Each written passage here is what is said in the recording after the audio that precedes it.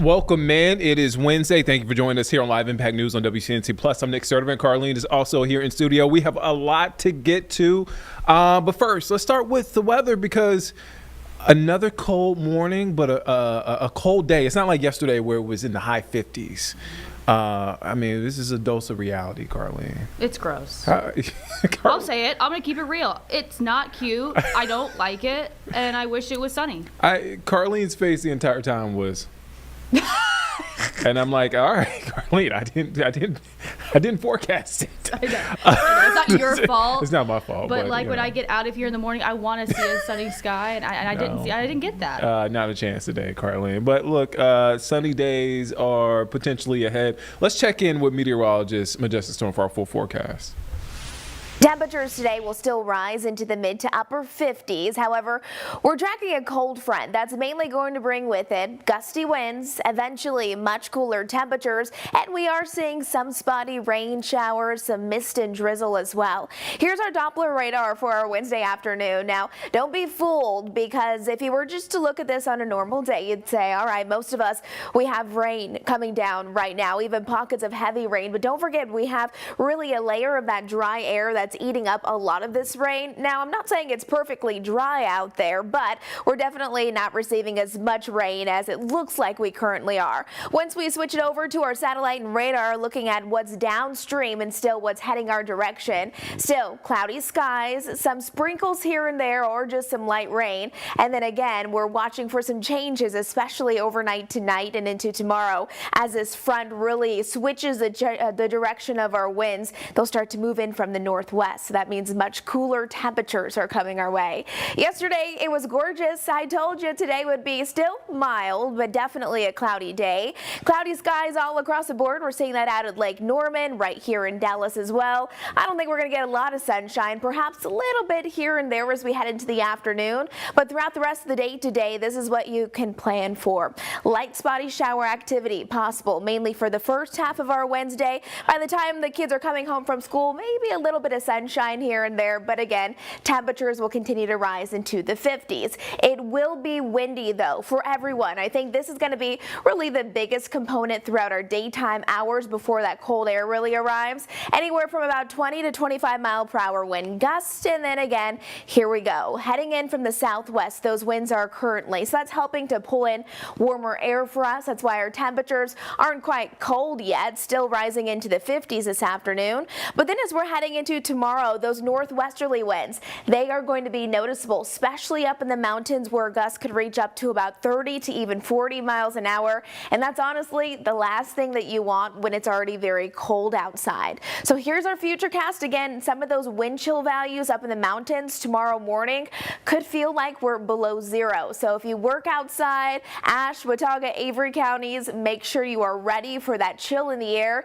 Keep our layers handy really for everyone, because not only will it feel cold tomorrow morning, but Friday morning it's just going to actually be cold, 19 degrees for our air temperature, and these will be our lows over the next 7 days. Let's walk you through our futurecast. So again, light spotty shower activity, yes, it's coming down, and then just cloudy skies throughout the majority of the first half of our day. Some of our futurecasts are showing that we could get a little sunshine as we're heading into the later half of the afternoon. There's about 3 o'clock, but other than that, we're watching for some snowfall moving in late tonight and into Thursday. This will be up in the higher elevations, especially above 4,000 feet, but even areas like Blowing Rock and Boone, I think we could have some snowy impacts heading out the door tomorrow. Greatest impact still west of our viewing area, but if you have places to be and things to do tomorrow, I would allow for a little bit of extra drive time. Tomorrow's going to be beautiful though, so if we get a blanket of snow up in the mountains and then that sunshine comes out, that's going to be really gorgeous. Friday morning's going to be all about the cold, 19 degrees heading out the door. Again, our average low is 32, so that's well below it. And then temperatures throughout the rest of our work week, they're still going to be pretty cold, 30s, 40s, and then low 50s by Saturday. Saturday's the day to get outside and enjoy it before we start to feel a little bit more of that chill back into the area by Sunday. All right, so that is a look at our forecast. Make sure you have those coats and those jackets handy, those gloves too if you need it. All right, so a lot of talk, and this has been taking social media by storm. Carlene, I know you've seen it. The Monks Walk for Peace. It started in October. Yep. Starting in the Fort Worth, Dallas area. Eventually, it is here. It is in our area. Yeah. A long way away, but it has captivated so many people on social media. We were there this morning. I have video from this morning. Give me a second. Yeah. Give me a second. I'm sorry. I put you on the spot. I always put Carlene on the spot. This is Rock Hill this morning. Early this morning, our Destiny Richards was there. You could see them. They were getting up and getting on the move. And so many people there early this morning. Yeah. Early this morning there. From far and wide too. Like Destiny talked to somebody who came there from Michigan to see it. Again, it has captivated so many people. Right now, those monks Buddhist monks are making their way towards, I believe they're stopping in Charlotte today. They're going to, I think they're going to Pineville right now. Pineville. Let's check in with Bria Smith. She's there live. She has the answers for us. Bria, what can you tell us about this Walk for Peace?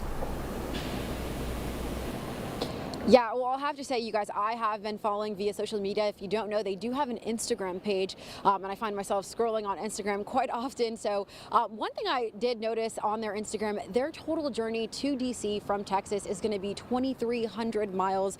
Now, as someone who tries to make my 10,000 steps a day, I can only imagine how many steps that is from Texas to DC. But if you take a look behind me, we are here at Pineville at the Miller's Flea Market. There are already a couple of cars here, a couple of people who have driven through this parking lot here at the flea market who have asked, what time can we expect the monks to come through? So they will be here visiting around 2 to 4 p.m. according to the town of Pineville. But like I said, I had the chance to speak to these people who have already shown up here anticipating their visit, their arrival through this area, and they're just so excited. One of the biggest things that they mentioned to me was that they're just so happy about what this is doing, how it's bringing communities together together throughout their journey, throughout parts of the country. It's a beautiful thing. One woman got emotional with us, even as she described, she would wake up and look forward to where they were when they started, and had even dreamed about hoping that they didn't get lost. She even bought for their dog, their companion dog, Aloka, a toy. So it really just shows the impact that this walk and the message of peace that the monks are carrying with them throughout their journey truly has on all parts throughout their journey so far. Now they will end their day in Charlotte, so on Tyvola Road at the Marion Deal Recreation Center, and they are encouraging people between 6 and 9 p.m. to come out and visit. If you haven't had the chance so far and you don't have the chance currently to come out, definitely visit them. So very exciting journey so far. I've been heavily invested, and I can't wait to see them make it to their end goal. Yeah, Brian, so many others are invested in this story as they make their way towards South Charlotte. Bria, thank you. You can catch Bria at 4, 5, and 6:15 with more on the story, again, that has captivated social media. Thank you, Bria. All right, let's take a quick break. We'll be back here in just 2 minutes here on Live Impact News on WCNC Plus.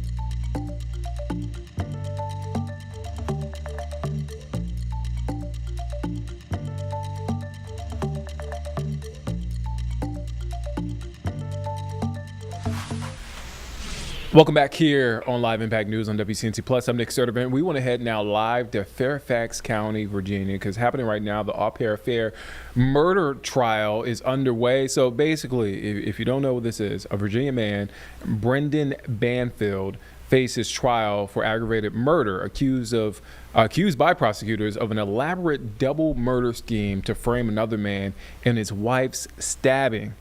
Let's take a listen in. Again, this is underway right now. And so my question was, with regard to the previous message, that was where your mother said to you, tell everyone that Brendan planned this. And within 2 days, you've signed a plea with supporting evidence saying that Brendan planned this. Understand? So my question was, when did you say Brendan planned this to the police for the first time? Well, during the first interview we had. And do you know when that was? I remember it was a Friday.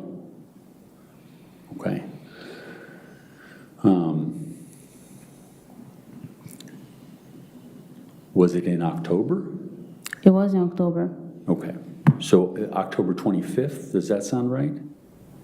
Sounds about right. Was that where you were in a room with another prosecutor, not these two, was asking you questions? Yes. Okay. Now, let me ask you a little bit about what went on prior to you entering into that plea.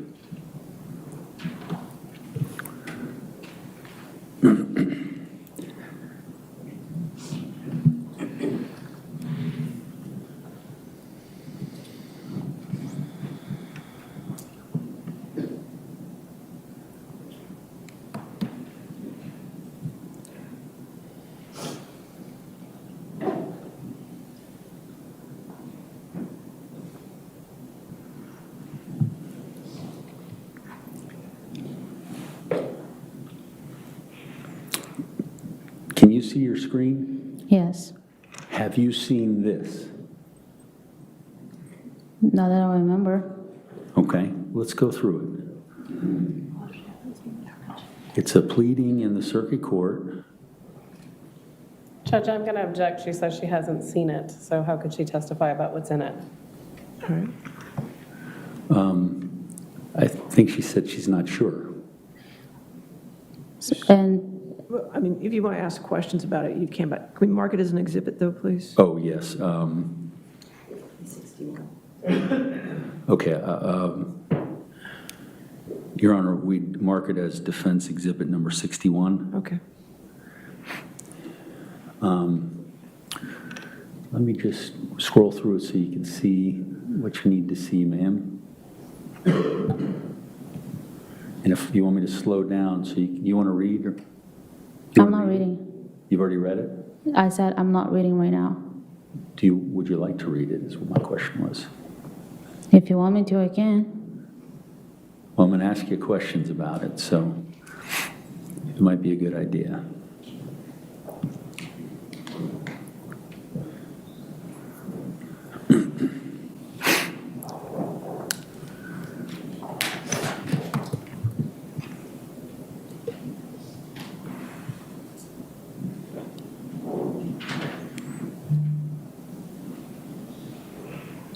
The next page?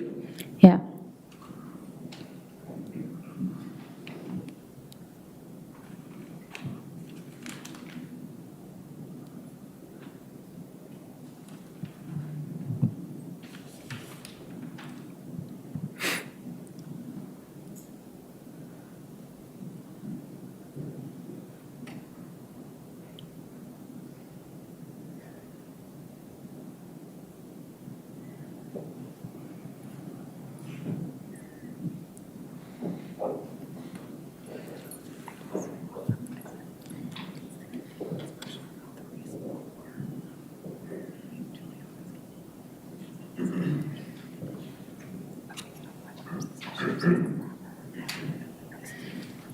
Next page? Mm-hmm.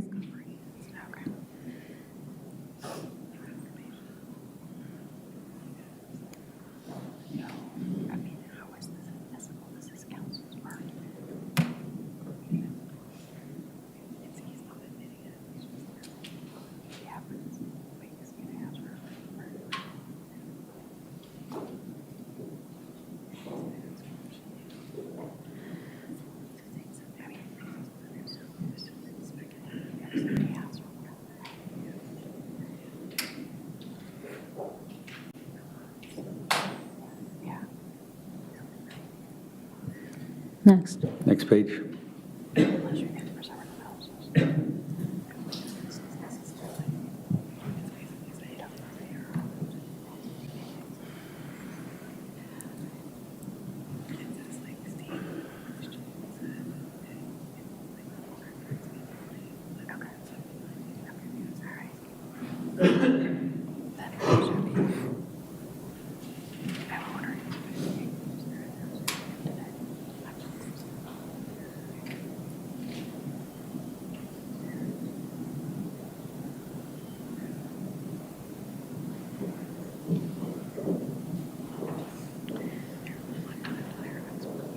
Next. think that's the end.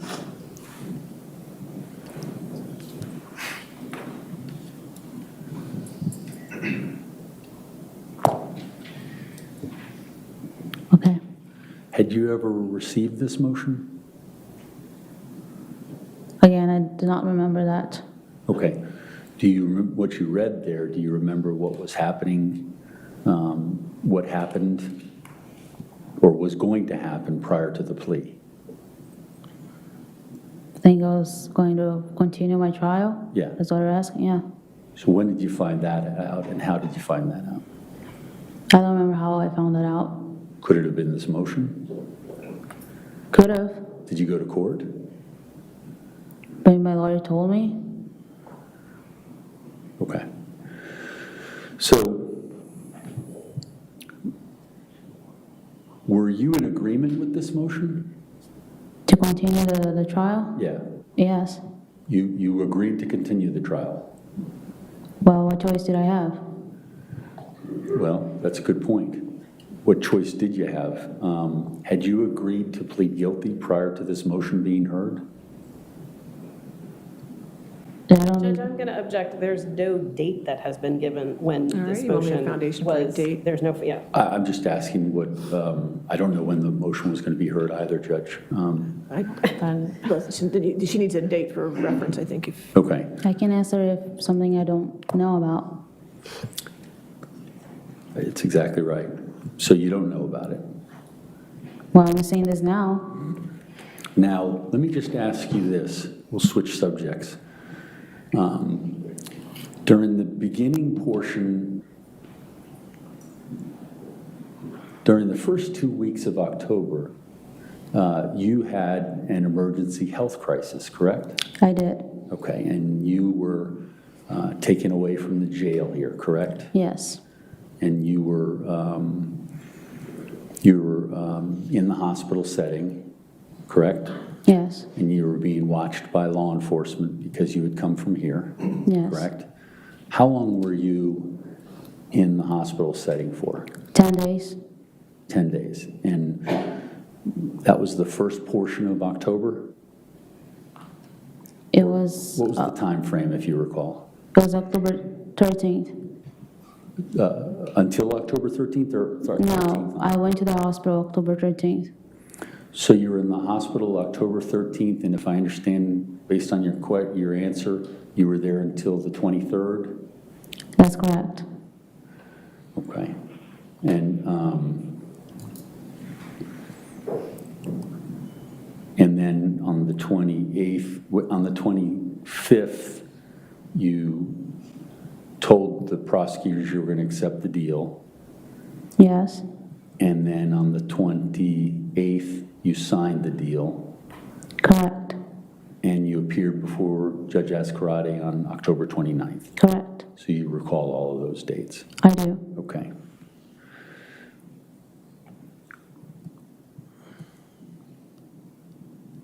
And my question to you is, you just testified that you were going to tell the story the Commonwealth's having you tell because you just wanted the truth to be out there. Is that correct?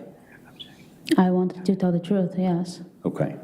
And so from October 13th, 2023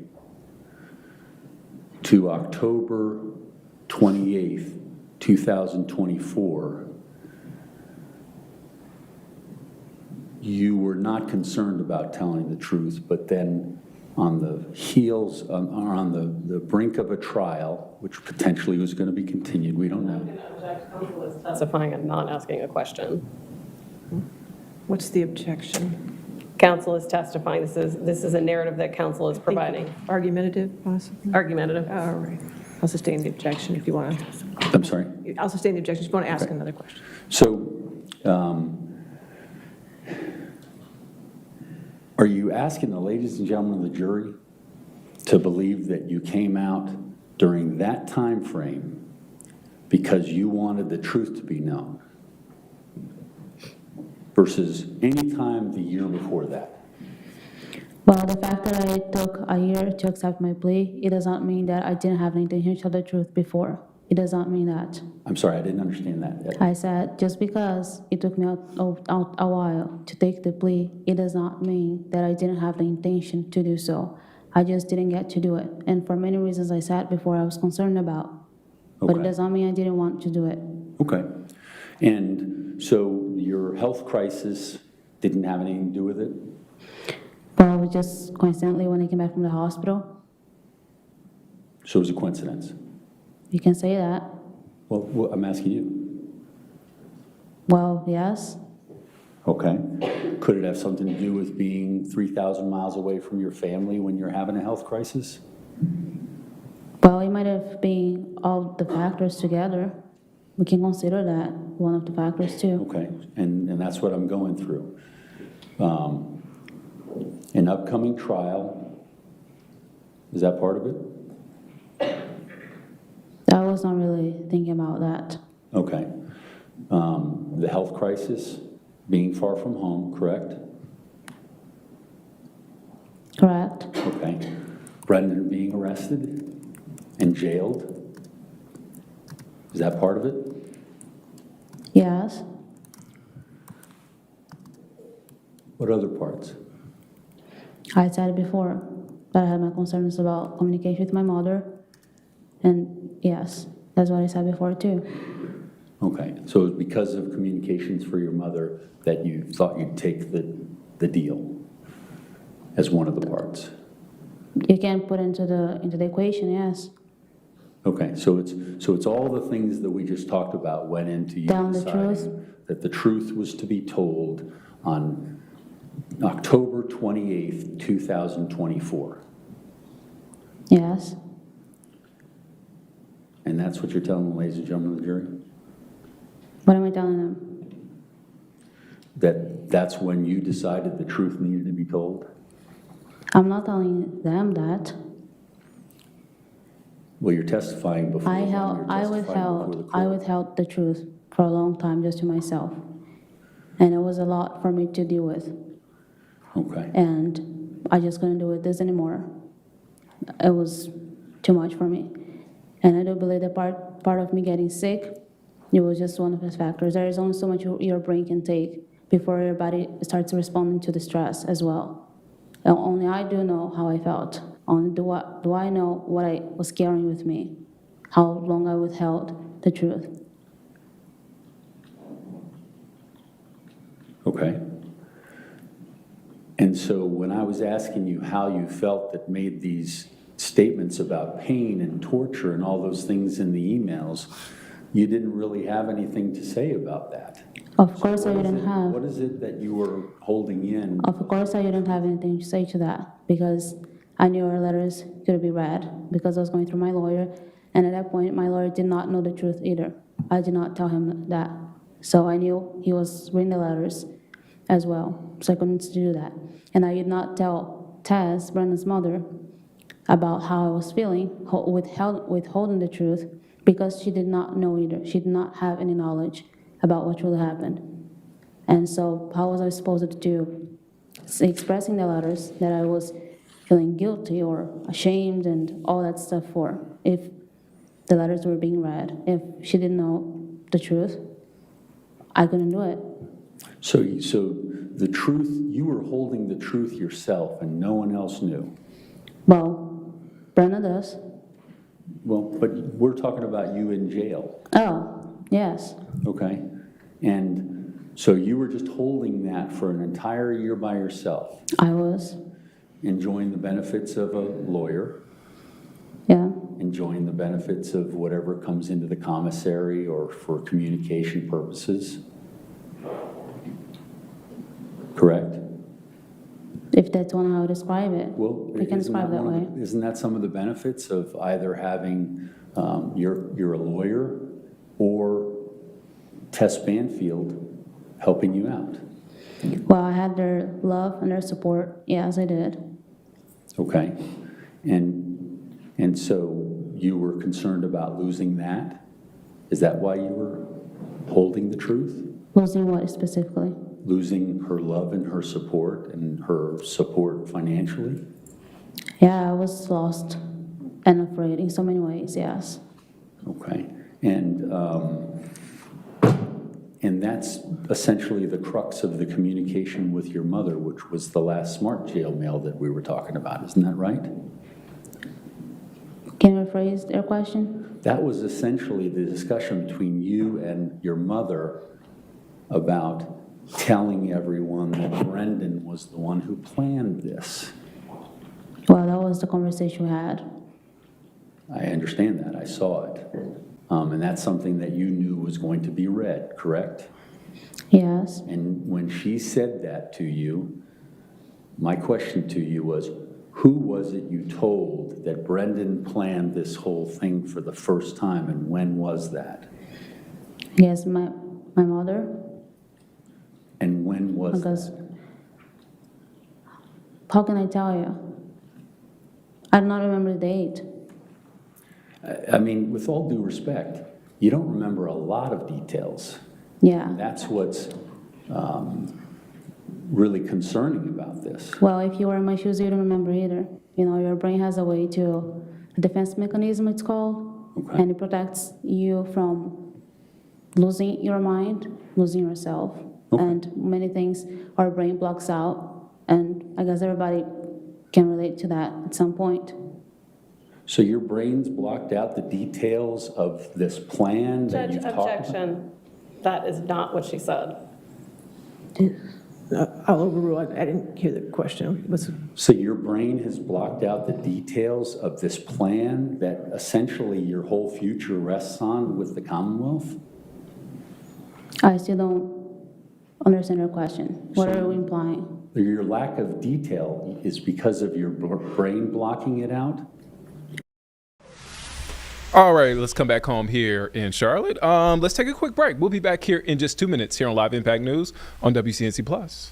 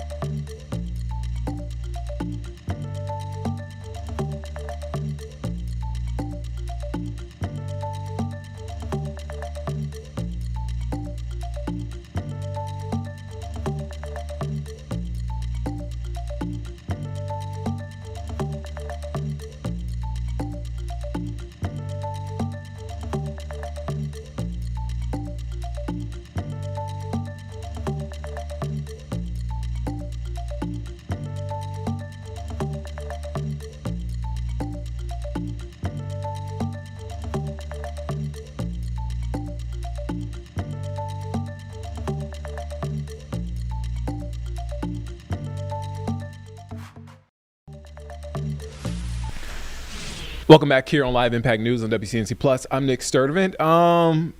It's a chilly day, Carlene. It is. But it's a perfect day. Stop by Monroe. Mm-hmm. Let's take a live look. This is downtown Monroe. So this is a look at the Monroe Science Center. We didn't even know we could get the shot of the Science Center. Shout out to James. James had to move it all around. He got there. But a perfect day to go there. It's a cloudy day. It's a chilly day. To go learn something, you know? Go learn something. The library is right there. Downtown Monroe is there. And it is a big week for the Monroe Science Center, celebrating 4 years. Its 4th anniversary. 3 years. 3 years? 3 years. I stand corrected. 3 years. I wanted to give you guys the extra year. 3 years there in downtown Monroe. We have video from when it was under construction. I believe it was from what I read, a grocery store. It was a restaurant, a nightclub, I read. A few things. The voice you're hearing, Ash Barker with the Science Center. Thank you for joining us here on Live Impact News. Thanks for having me. Yeah, I saw the video, I saw the pictures. I'm like, wow, it came a long way. Yes, it looks very different from actually on our website. If you look under our history, there's some pictures of the building before we started, the roof full of holes. It's come a long way. What do you remember from that time? Were you with the Science Center at that time or preparing? I came a little bit later. Okay. I came closer to 2020. Okay. Or sorry, 2022. But so about a year before we actually opened our doors, but it has come a long way since then too. Oh, wow. When I started, it was just kind of stuff sat everywhere and folding tables, and we had an idea. So 3 years. I finally got it correct. I said 4 years. 3 years. Yes.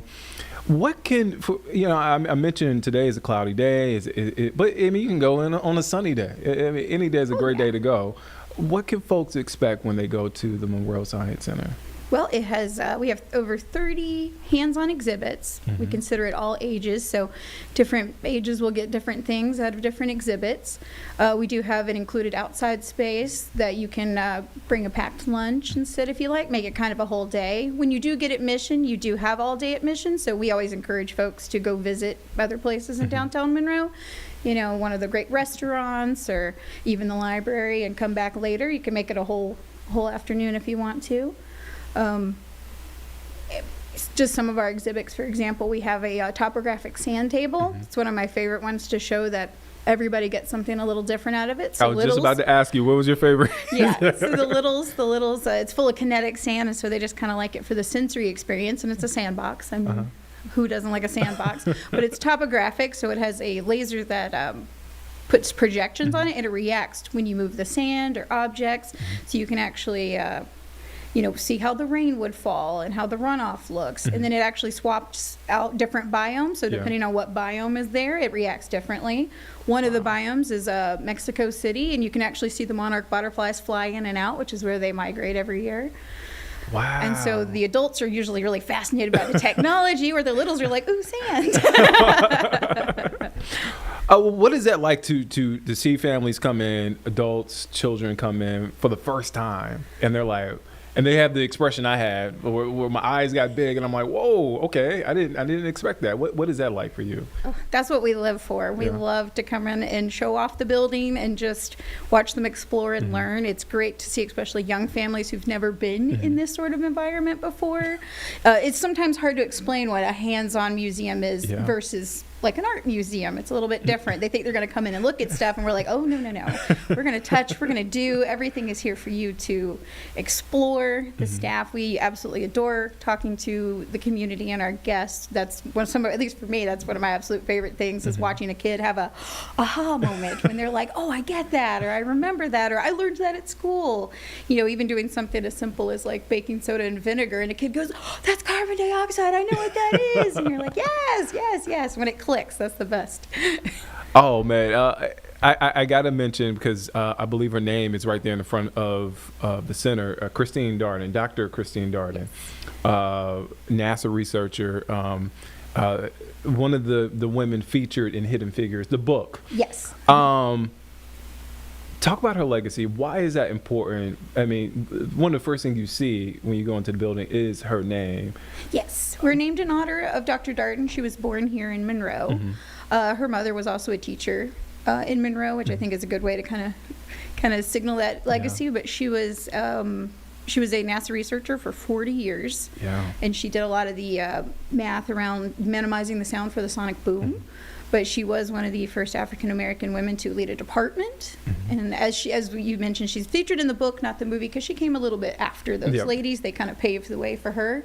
But we're very proud of her being from Monroe and us having kind of those ties. There is still a lot of aerospace in Monroe. We have an airport and things like that, a lot of technology. So it's nice to kind of well, a lot of the exhibits we try to kind of bring in pieces of Union County, like things about agriculture, aerospace, and technology. So Dr. Darden is perfect. And it's so cool to bridge that the generations, because I think about, I'm from the High Point Greensboro area, and I think about Dr. Ronald McNair. He went to North Carolina A&T, and I'm like, oh man, you know, he was an astronaut, and it felt like, all right, it's within reach. Not really a question, but when you teach her legacy, when they see her name, they see her face, they see what she accomplished, what does that mean for those kids and for those young people? I think it gives them some hope and also something to aspire to. You know, you always want to aspire the next generation of astronauts or engineers. Yeah. We definitely have had kids come in and go, I want to be an astronaut. And I'm like, did you know one lived here? I mean, maybe not an astronaut directly, but I'm like, you want to be an engineer? Well, let me show you. There's an engineer who went to the same school, the same place you did, who was born here too, so you can do it. Oh, man. That's what you want. That's kind of our point of educating the public about STEM topics is hopefully that they'll go into those fields perhaps or spark something else, because the future is the kids. Yeah, no. Speaking of the future, 2026 and beyond, what does that look like for the Monroe Science Center? Well, we hope to just keep expanding and growing. We're very excited about being able to offer a community day, which is what we have coming up. So it was a big week. It was for our birthday. We hope to do more things like that perhaps in the future. We do have one more community day in April that we already have planned, as we're going to take part in the NC Science Festival. So that'll be April 18th. That'll be another free day. It's coming up quick, too. Yeah, it's sneaking up on us. They're a little close together. But that'll be another day where you can come out, and we're going to do some additional science for that, as we're part of the, like I said, the NC Science Fest. Those are science festivals all across North Carolina that happen in April. So we're partaking in it for the first time this year. Oh, so much to do in Monroe. Stop by the Monroe Science Center if you haven't. I got to take my niece there because she is big on science. I think kits and all of that stuff, that's what she wanted for Christmas. I didn't get her that. I got her an Amazon gift card. I was like, I'll let you pick it out. Uncle Nick's not good at that. Ash, thank you for your time. And congratulations, 3 years. Monroe Science Center there in downtown Monroe, a great a gym in that area there.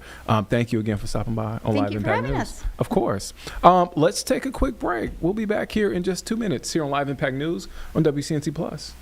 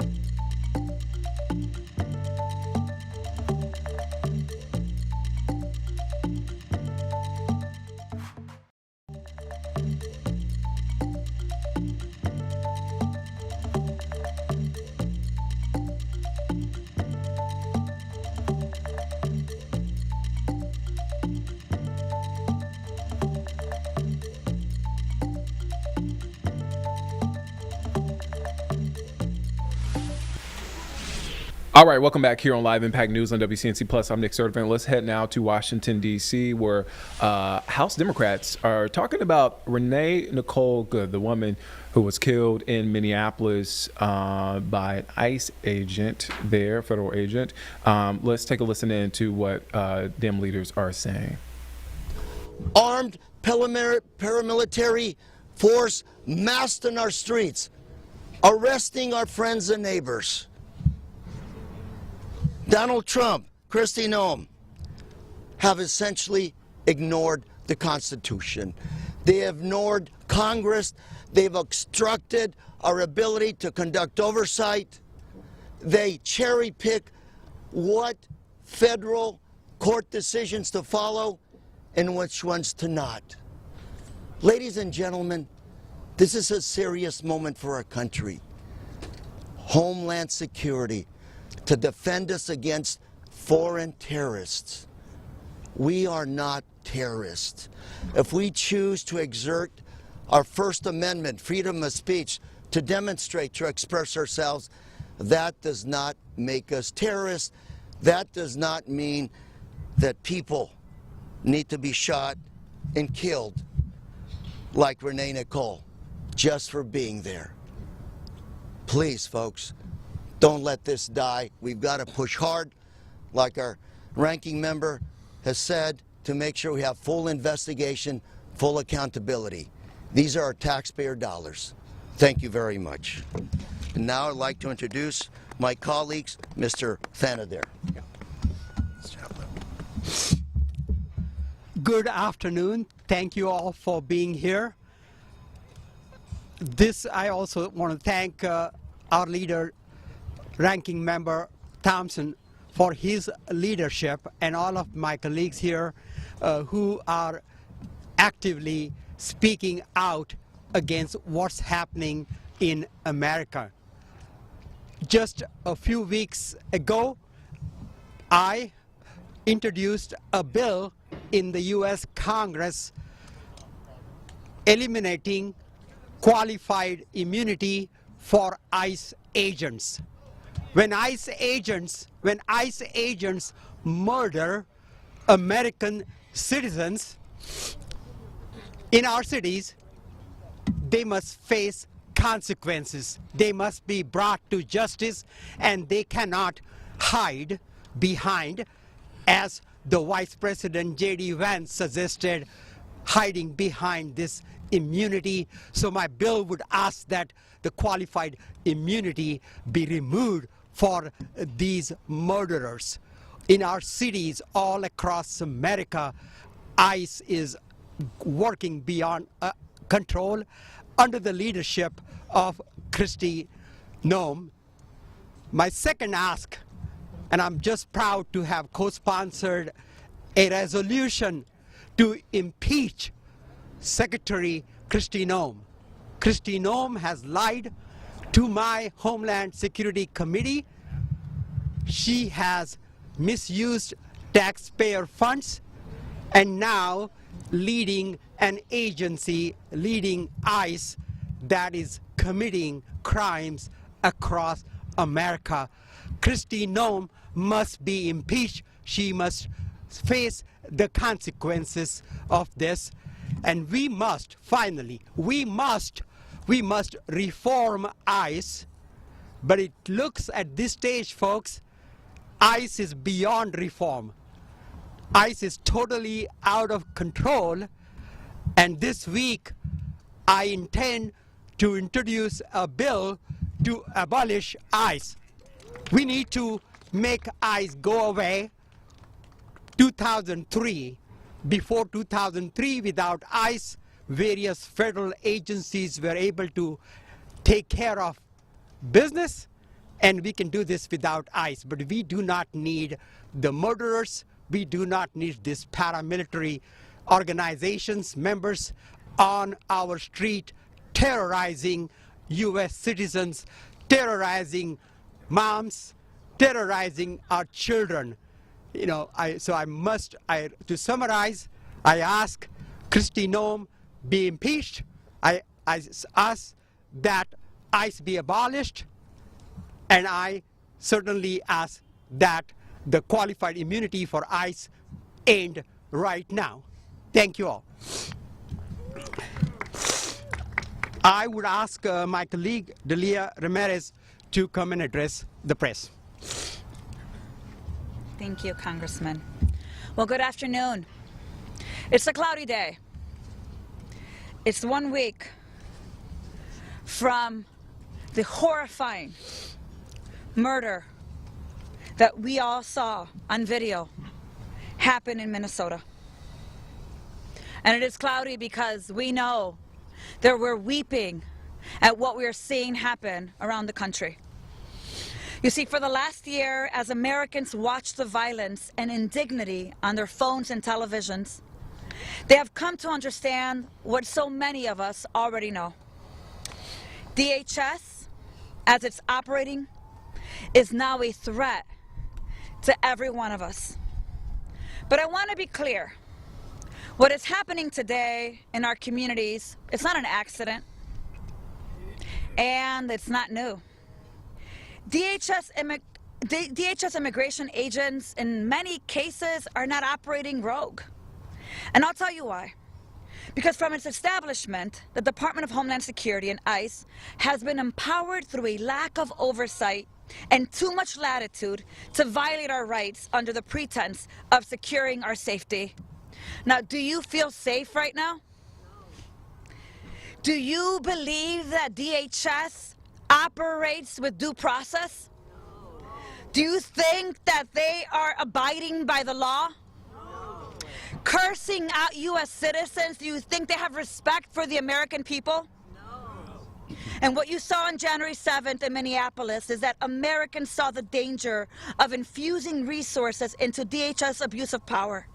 ICE shot citizen Renee Nicole Good in the face and then called her names.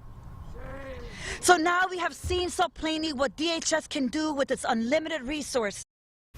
All right, so you're watching live there on Capitol Hill there as House Democrats hold that press conference. They're speaking out about the death of Renee Nicole Good, a 37-year-old wife and mother that was killed by an ICE agent in Minneapolis last week. All right, so that's happening there. We want to come back here at home.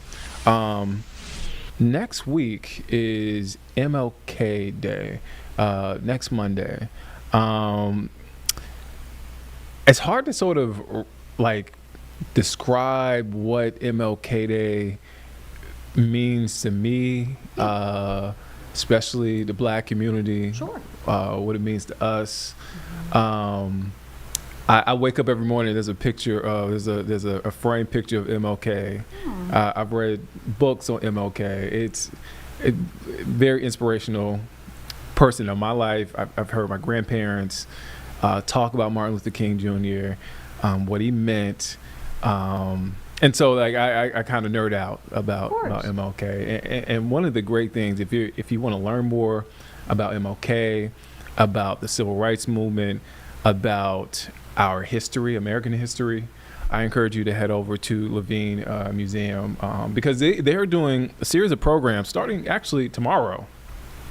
And really fascinating stuff. I want to dig into it now. We have Dr. Val Brown, Chief Education and Strategic Partnership Officer at the Levine Museum of the New South. Thank you for joining us, Dr. Brown. Thank you for having me. I got to start with that question. Yeah. What does Dr. Martin Luther King Jr. mean to you? Yeah, so I was smiling at your nerding out about Dr. Martin Luther King, and I spent some years, this probably started in 2016, I was like, I want to read everything that was ever written.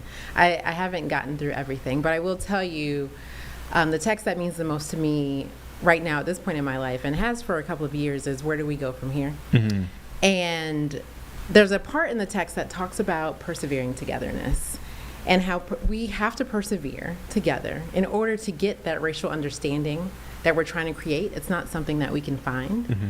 And so that stuck with me throughout my dissertation work, throughout my life, and I understand that type of perseverance is something that we are being asked to embody now, in this moment. I think he's a misunderstood Man, I think he's more complex than absolutely what we give him credit for. He's kind of in a way become, and I'll hopefully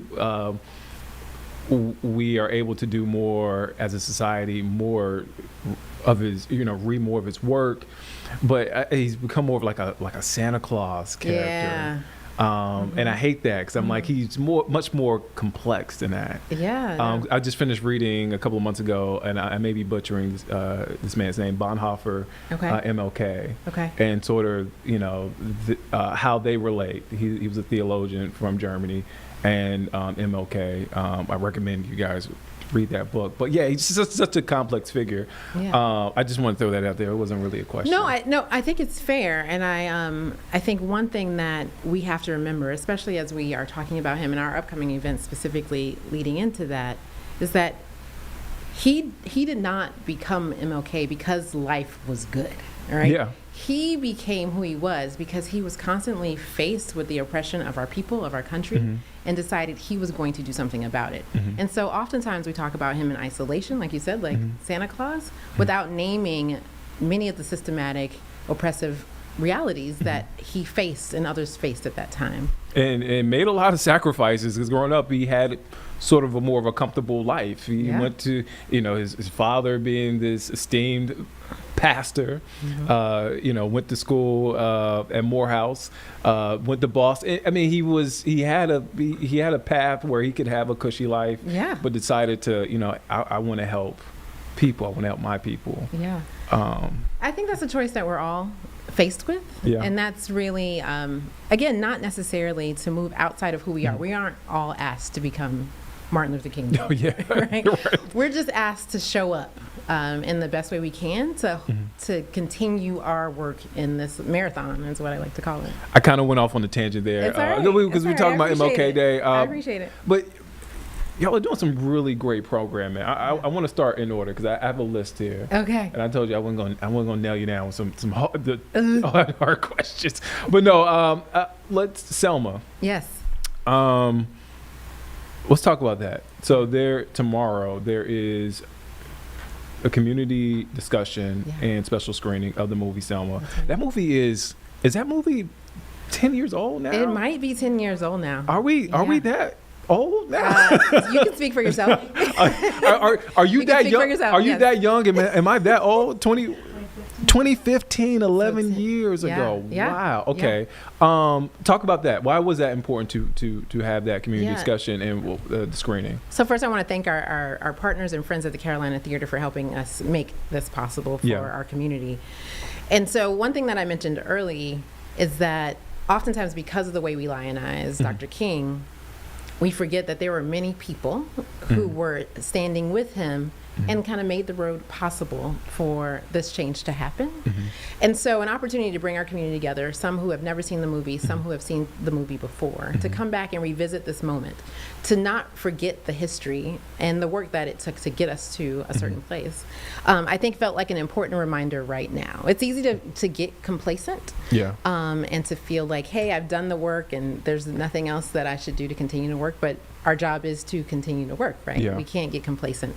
And so having both the screening, and I don't know if you remember how you felt when you first saw it, but it was an incredibly moving film for me, one that wasn't forgettable. Same. I didn't have, I was kind of bracing. I was like, I don't know what this is going to be. And I was like, oh, wow, this is a really great movie. So powerful. Yeah. And one thing that I wish I had in the moment that I'm happy that we're able to provide as a museum is an opportunity to be in conversation with others about what I'm seeing, right? Typically that is a personal experience, maybe with your family, maybe with a couple of friends who have also seen the movie. But to be able to be in community and conversation with people from around Charlotte who care about the very same things and want to know how I can make an immediate impact in our community feels like an opportunity that we don't want to miss. And so thankfully people are coming to see the film, right? It's hard to get a movie ticket these days, right? It's hard to be moved to go to the movies, but people are buying tickets to the movie. But I think they're also buying tickets to the experience of being in the room with others who care about the very same things and want to take some action around how to make our community the best one we possibly can. Because to your point, every time we see a new movie, we always are excited about, I got to talk to Carlene about this movie. movie. Yeah. Carlene, I got to tell you about this movie. Dr. Brown, I got to talk to you about this movie. Yeah. So that's a great experience where you can watch that movie again. A movie that's been out for over 10 years and then turn around and be like, you know what, I just saw. It's 2014. 2014. It's 2014. Oh, So wow. it's even Almost 12 going on 12 years. Well, just think about it. Yeah. I have a 17 and a 15-year-old. They haven't seen the movie in like that context. So even bringing young people who are close to voting, you know, they know some of the actors in the movie, but they haven't had the experience of seeing that film. And so about 80%, and we want to continue to push on this, but about 80% of the population gets their histories from movies, right? Yeah. You know, for better or worse, right? But if as a history museum we can help usher in that conversation, I think that continues the learning, gets people interested, ask more questions. That's the goal. So you have that, and I want to move forward a little bit. Yeah. January 19th, MLK Day. Yeah. MLK Family Day. Yes. I don't want to spoil. I see everything on here, but what can folks expect from MLK Family Day? Because this sounds like a lot of fun. Yeah, so a free, lively experience. And a learning experience, and too. A learning yeah, experience, yeah. That's right. A free, lively, and a service experience, I'm going to say. But a free, lively experience where young people can engage in activities around MLK. We actually have our friends from Love in Action there. So everyone who shows up have an opportunity to serve. Love in Action is an organization. They create greeting cards for those in elder care that you can give so they can battle loneliness. And so we wanted to provide an opportunity for learning, for fun, for service, all in one place, for free. Check us out. We would love to have y'all there. Yeah.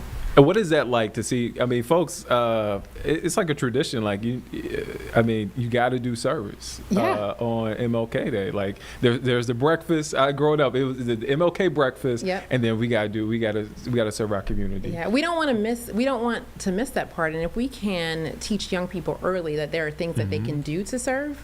Again, imagine an elder that you love getting a handwritten card from a little 4-year-old who's trying to figure out how to write their letters. It's the sweetest thing ever, right? And so they get that boost of knowing that they can serve their community right away. And we want that to grow in them, to sprout. Before I let you go, do you feel that the Levine Museum has a responsibility to tell our history and to inform folk with the level of accuracy?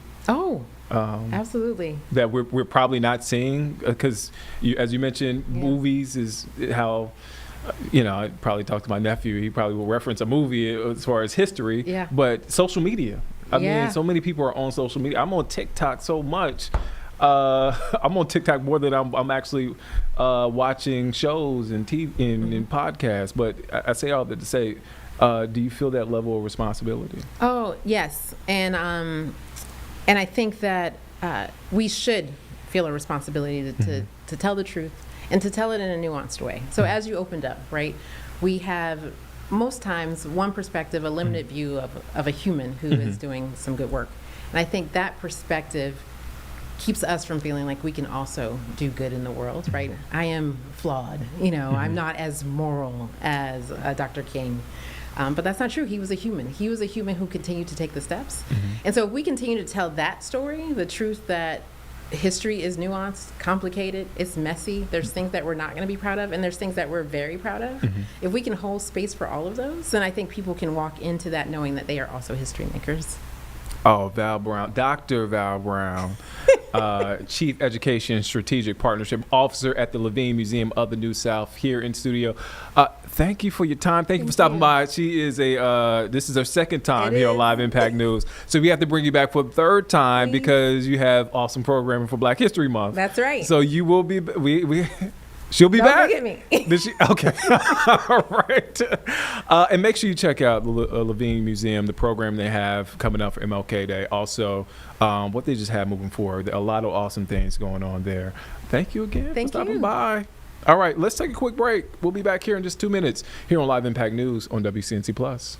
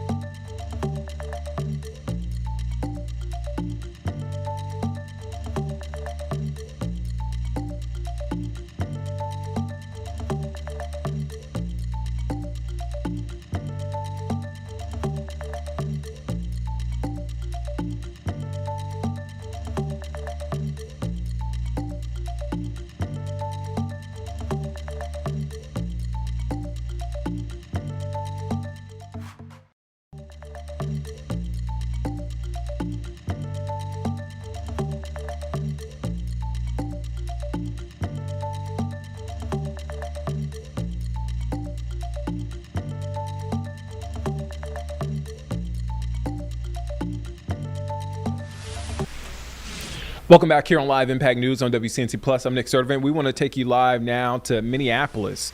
This is a live look at a student walkout there in Minneapolis. Our content partner there, Care 11, providing this aerial shot there. I'm sorry, this is in St. Paul, where students are walking out. If you just think back to what's been happening in Minnesota, obviously, we've been covering it. Maybe I shouldn't say obviously, but we've been covering it. Renee Nicole Good, 37-year-old mother who was killed during that incident with ICE, that ICE-involved shooting. Also, what's been going on between the Trump administration and the Somalian community there in Minnesota. The Trump administration rescinding that protected status there. Also, Minnesota dealing with an investigation regarding claims of fraud. But a lot happening there in Minnesota.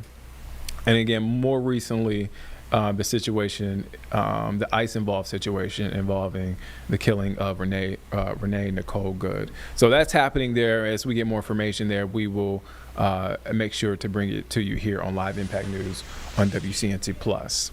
All right, so we want to come back out now. James, Yes, you've been keeping your eye on this. Yeah, we had the Monroe Science Center on earlier this hour right here on Live Impact News, Nick. And as you were talking to them, a little science happening at Kennedy Space Center there in Florida. It was SpaceX launching some new Starlink satellites into space, and we've got this tape rolled back for you to show you right here on WCNC Plus. So this happened about half an hour ago, right here at Kennedy Space Center, where SpaceX has a whole launch facility. They've been launching, of course, lots of these Starlink satellites. You can see about 35 seconds left in this count, and we will listen to some of their communications. They've been adding to their internet satellite constellation. And we'll be talking later here on Live Impact News about SpaceX's and NASA's mission to bring Crew 11 home early from the International Space Station due to a medical incident involving one of the 4 of that crew. So let's just listen in here as we rewatch this rocket launch. 8, 7, 6, 5, 4, 3, 2, 1. Ignition and liftoff. Go Falcon, go Starlink.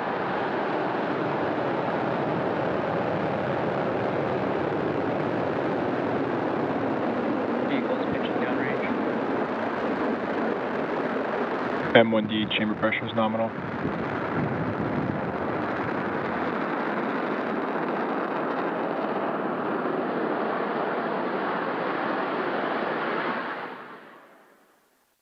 So, Nick, there you have it. That is SpaceX launching new Starlink satellites into orbit. They do this fairly frequently as they look to add more satellites to their internet service constellation. And coming up here on Live Impact News later today, we'll be watching as Crew 11 begins their multi-hour return to Earth from the International Space Station. Nick, of course, that comes after the medical incident involving one of those 4 astronauts, and so they will be undocking and starting their home journey early, and that starts in the 3 o'clock Eastern hour today. I'm just captivated by that video, James. I kind of got stuck there. All right, let's move on. Let's go to Capitol Hill. We're happening right now live in Washington, D.C. House Democrats are speaking out after, as I just mentioned, the death of Renee Nicole Good in Minneapolis. Let's take a listen in. She suffered, it can happen to any one of us. So we have a duty, a responsibility, and an obligation, a moral obligation, to make sure that we do all that we can to get justice for Miss Renee Nicole Good. And that justice includes a thorough investigation. Notably, the Trump Justice Department has concluded that it will shut out the locals, shut them out, not allow them to have access to information. This says to me, Al Green, one member of Congress, I speak for no one except myself and anybody who agrees with me. It says to me that they are setting us up to prevent the officers or officer from being properly charged, and if he is charged and convicted, they're setting us up to understand that what happened here at the nation's capital when it was encroached upon by hundreds of people, some say thousands, and afterwards people were convicted, more than 1,500.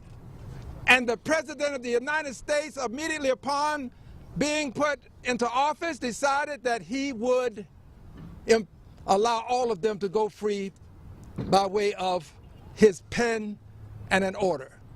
I believe the President is preparing us so that he can do exactly again what he did to those hundreds of people who performed an insurrection here on the Capitol. He is going to exonerate them by way of an executive order. I thank you, Mr. Chairman, and I'm sorry if you think that I spoke too Thank you so much. We now have Ms. Juliet Johnson, who's a last member of the committee and obviously a valued member of the committee from Texas. I'm going to be really quick, not to summarize what everyone else has said. The bottom line is Kristi Noem executed an oath for this Constitution to uphold its laws. She's enabling her agency and organization to violate every aspect of due process, to violate the law and terrorize American citizens. The Committee on Homeland Security, the Homeland Dems, we intend to use every tool, every mechanism, every opportunity, every time to speak out, to condemn, to hold her accountable in every way possible within every tool we have in this Congress. Because the American people will not tolerate for its government to exercise rogue authoritarian dictatorship control and abuse and terrorize American citizens on the street of this country. You can't drive your car, drop your kid off to school, and get executed by your government in the United States of America, and that will not be tolerated. So we're here to tell you, to tell this country, to tell the world that we intend to do everything we can to hold her completely accountable, and she must go. Thank you so much. Thank you so much. Because they've called votes, we're going to have to shorten the question. The issue before us today is Homeland Dems have decided to move toward holding Kristi Noem accountable for the actions of the department. ICE, as well as FEMA and some other areas will be looked at. Nothing is off the table, but accountability is the key of what we're talking about. Yes. Mr. Thompson, just because I did not hear you say the word impeachment, can you clarify, is that something that's on the table for you or perhaps even the goal? And what is your timeline for this accountability effort? Nothing is off the table. It's accountability.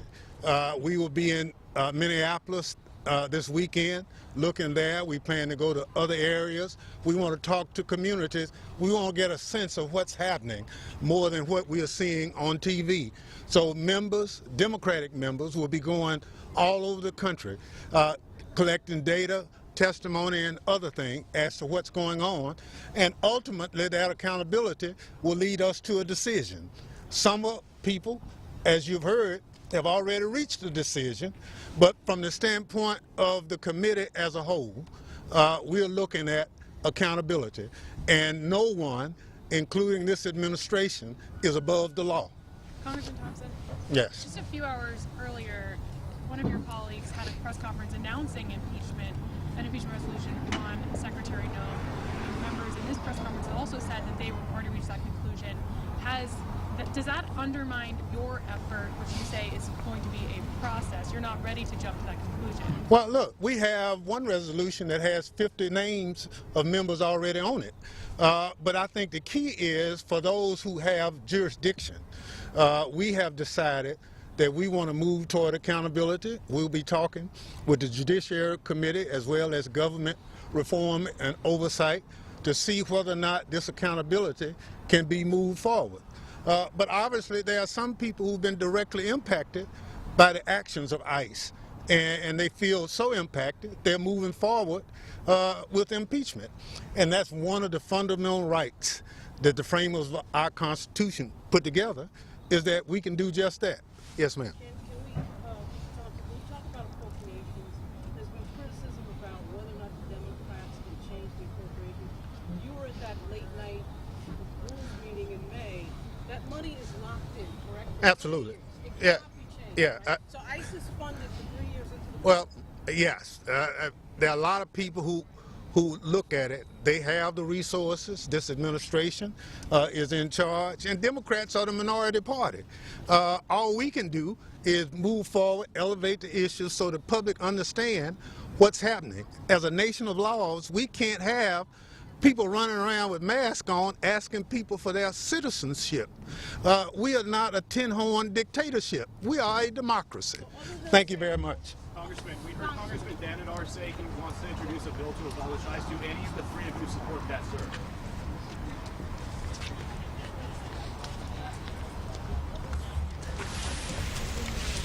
All right, so that press conference there on Capitol Hill with House Democrats speaking out following the death of Renee Nicole Good in Minneapolis, just wrapping up. But we are going to take a quick break. We'll be back here in just 2 minutes here on Live Impact News on WCNC Plus.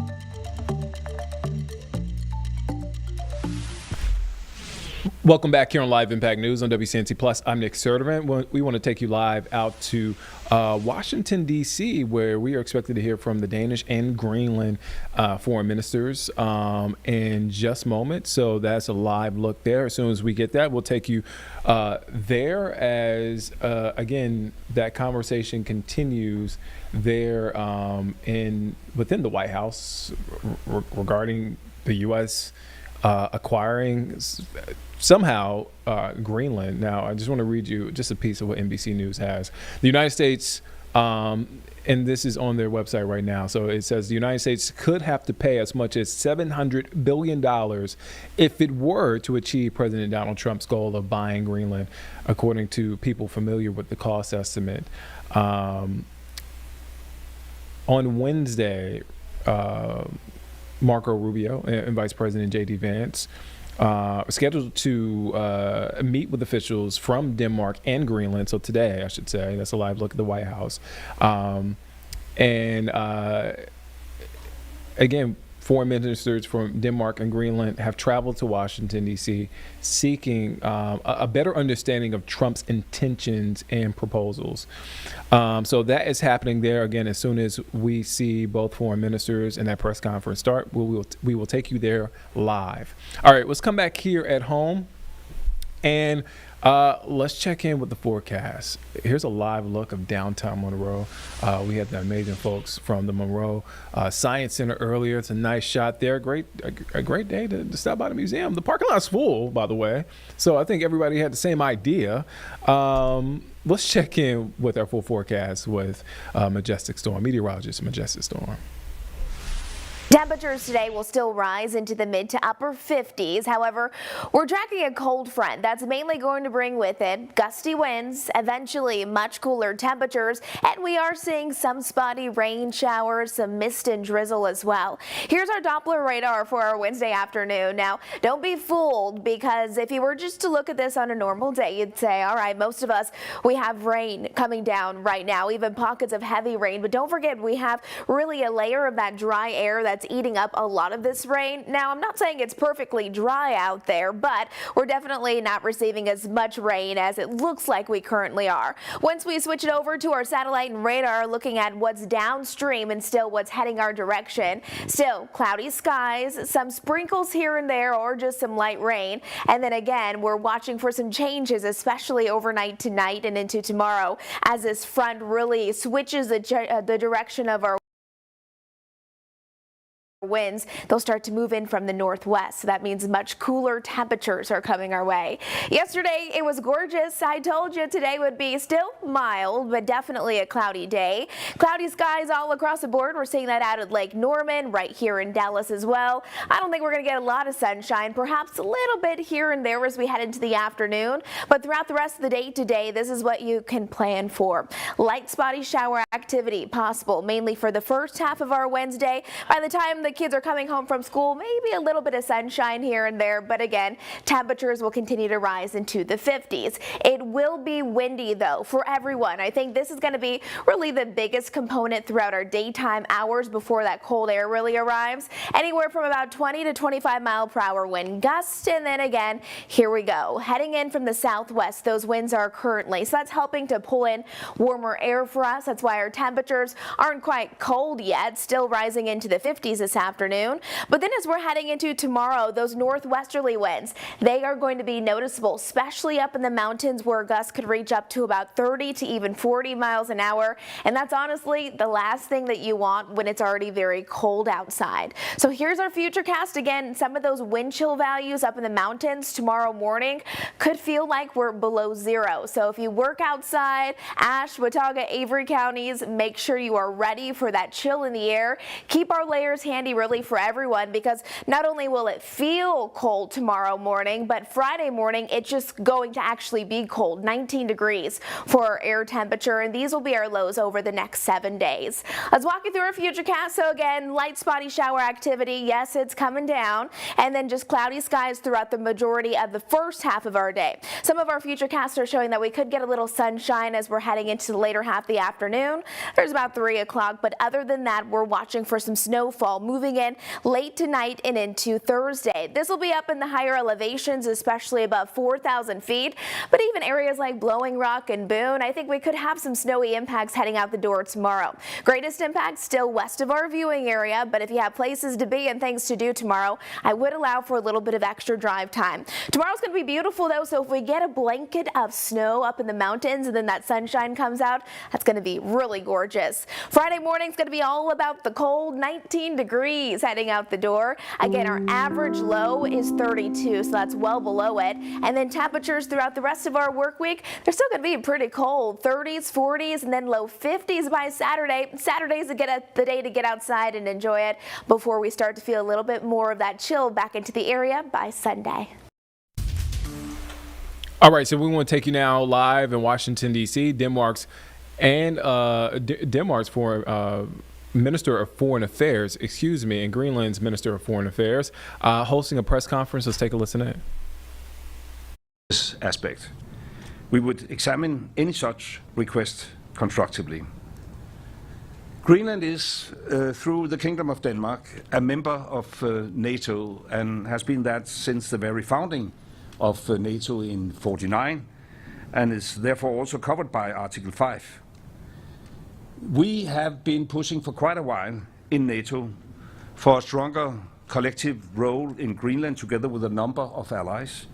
and we are eager to work with the US on advancing this agenda, and we are prepared to go further. Therefore, our aim was to find a common understanding on all these points and to launch, if possible, further in-depth work to deliver on them.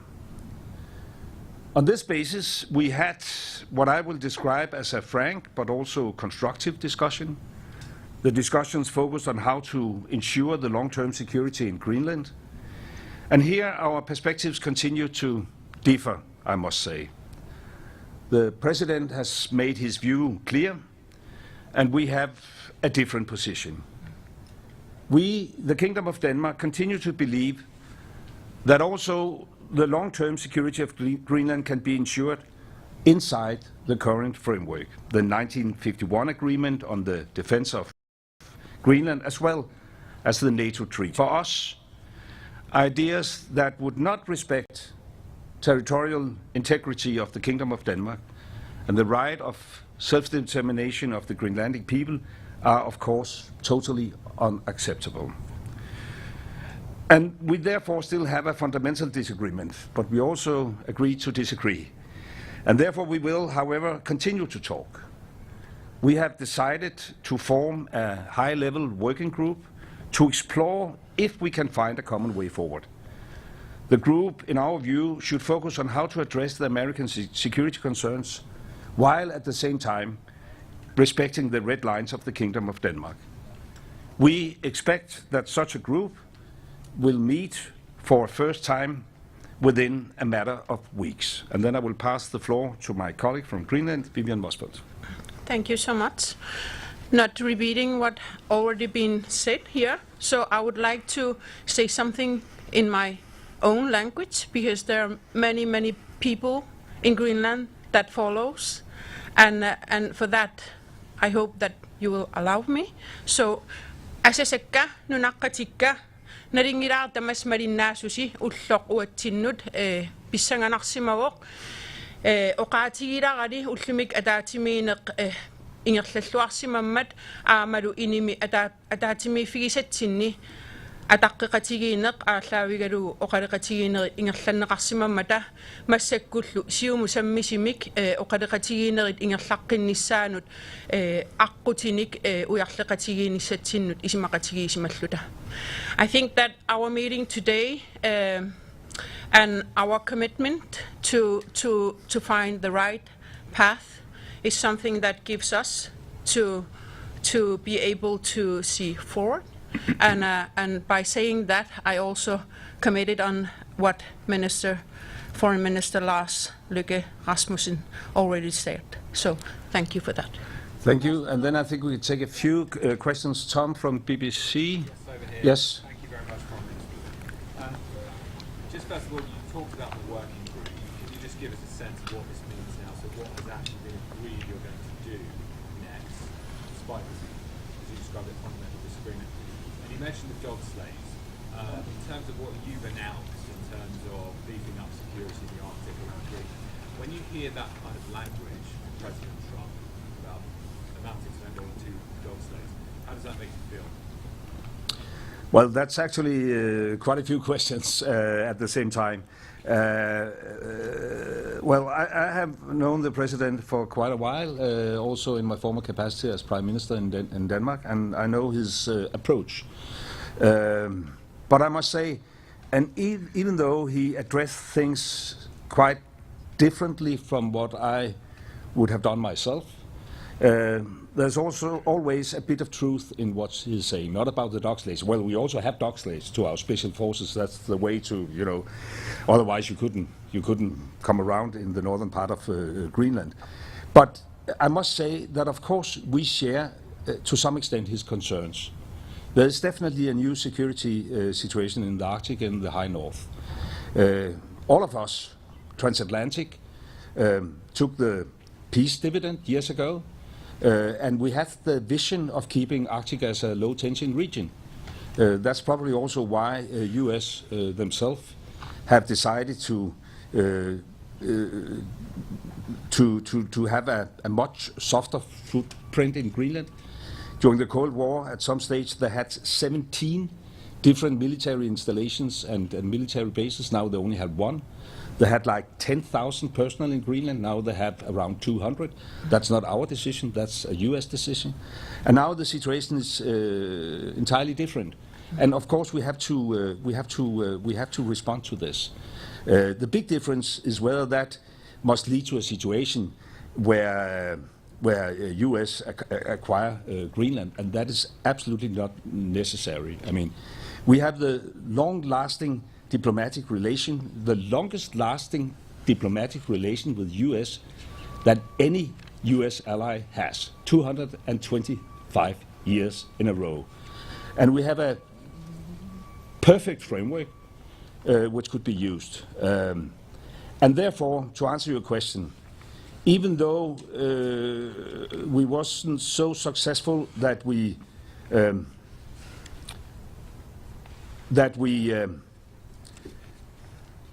reached, a conclusion where our American colleagues said, "Oh, sorry, it was a totally misunderstanding. We give up on our ambitions."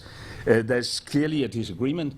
We agreed that it makes sense to try to sit down on a high level to explore whether there is possibilities to accommodate the concerns of the president, while we at the same time respect the red lines of the Kingdom of Denmark. So this is the work we will start.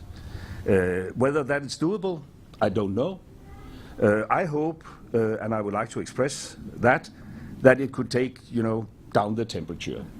We have now had like 13 months with this ongoing discussions in social media, and this is actually the very first time where we could sit down at a top political level to discuss it. And it was a great opportunity also for Vivian and I to go up against the narrative, because it is not a true narrative that we have, Chinese warships all around the place.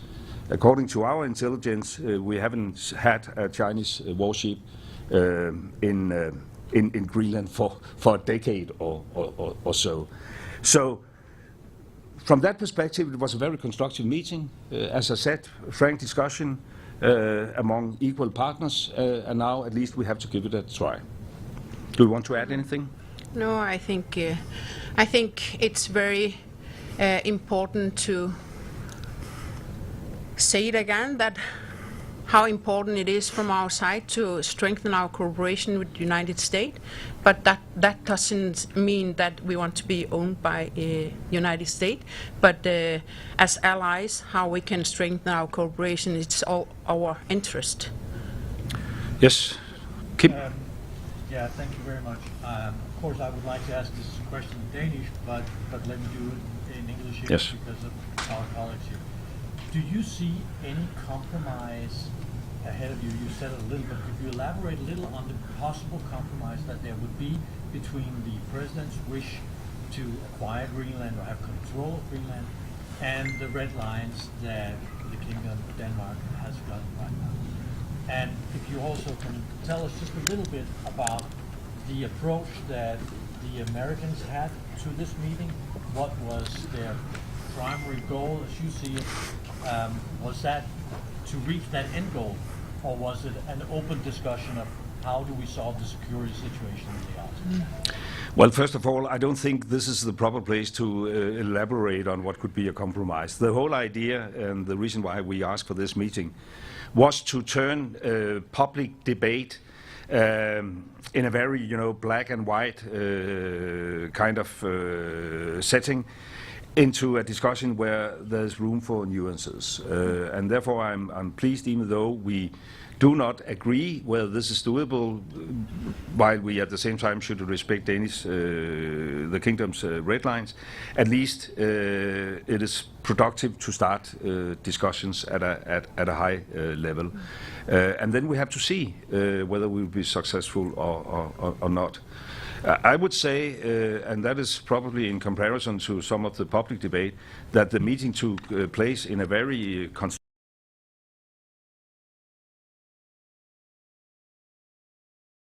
to at least challenge the narrative presented by the. All right, so that right there is a live look in Washington, D.C., a press conference with the Danish and Greenland foreign ministers after a meeting with the White House, as President Trump continues to say he wants to buy Greenland. You heard from both foreign ministers saying they had constructive conversations, but looking for a path forward. So, all right, let's move away from that. We want to come back here at home. This time we want to stay here at home, but talk about what's happening in the North Carolina state capitol in Raleigh. So today, North Carolina lawmakers weighing changes to involuntary commitment laws and how to provide more psychiatric beds. This after the suspect in the murder of Irina Zaruska had a long criminal and mental health history. WCNC Charlotte's Julie Kay got a chance to peek in on that meeting there. Yeah, this is one of those stories. Again, there's a lot going on here. A lot going on. I was trying to figure out where to start with that, but yeah, a lot going on with this story. The meeting was 3 hours, and that is just the tip of the iceberg to kind of put that into perspective. So let me start on a very macro level of what's happening. I was trying to figure out where to start. Yep. Thank you. Okay, so today, North Carolina General Assembly, a committee is talking about changes to involuntary commitment laws. That is people who are dealing with mental health crises, who need full-time care, but don't go seek that themselves. It's a family member that goes to a court magistrate and says, my family member needs help, please admit them. At the same time, we do not have enough psychiatric beds to meet the need. So that means that people are getting out earlier maybe than they should. They are relying more heavily on outpatient services or non-state mental health clinics that then have a strain, so it's kind of a trickle down. And sometimes, in very rare cases, there's instances of violence. And that brings us to Mecklenburg County. That brings us to DeCarlos Brown Jr., who's accused of killing Irina Zaruska on the light rail back in August. Now, just want to preface with very rare for mental health situations to end up in that situation. This is a very particular situation. But of course, it kind of opens the can of worms for a larger discussion about we don't have the resources to deal with stuff like this before it happens. And so that is what they were discussing today, not just this case in Mecklenburg County, but the overall shortage across the state of psychiatric beds. What's interesting is that we do have beds, they just aren't able to be staffed. So some of the solutions they talked about were, yes, more facility, but also more people trained to do that job. Can we make it easier for people to get that certification without risking quality? Can we, partner with a school to encourage people to go into that line of work that's, very difficult, of course, that requires a lot of necessary training to get there? How can we encourage more people to go that route? More, for some people, more helpful outpatient services, increasing that, increasing the time that people can be, outpatient committed, which might mean, for example, having medication and having checkups to make sure they're actually taking it. In DeCarlos Brown Jr.'s case, he was at one point involuntary committed, but released after a couple of weeks, diagnosed with schizophrenia, and given medication. He went on to have multiple other instances with law enforcement and was not involuntarily committed again. And so that's one of the things that we're looking at is why did that happen? How can we fix it? And then there's the whole issue of funding. How do we pay for that? We don't have a state budget, so And that's the reoccurring theme, especially here. We've heard it from Sheriff Gary McFadden. We've heard it from city council members when it comes to enforcing Irina's law related to this. Yeah, absolutely. What's next? 'Cause I've gotten that question before with the story, and I'm like, I don't know. So this committee, which everyone I've talked to on both sides of the aisle says, it's really in good faith that they are trying to figure this out, and everyone seems to be hoping for a bipartisan solution. Because that's not really what this is about. This is less about politics and more about a very clear need that the state has had for a long time. They're going to meet again in a month. In terms, though, of actual funding to back stuff up, the state budget isn't supposed to be discussed really, or at least April at the earliest is when Senator Berger is saying that we'll have some sort of vote. That's already well overdue state budget, as you know. And so at the same time of, we want to raise pay for, law enforcement, for teachers, for some, fields that are related to stuff like this. We're now dealing with kind of the back pay of that too, we already have this gap that's been created by pushing it off for almost a year.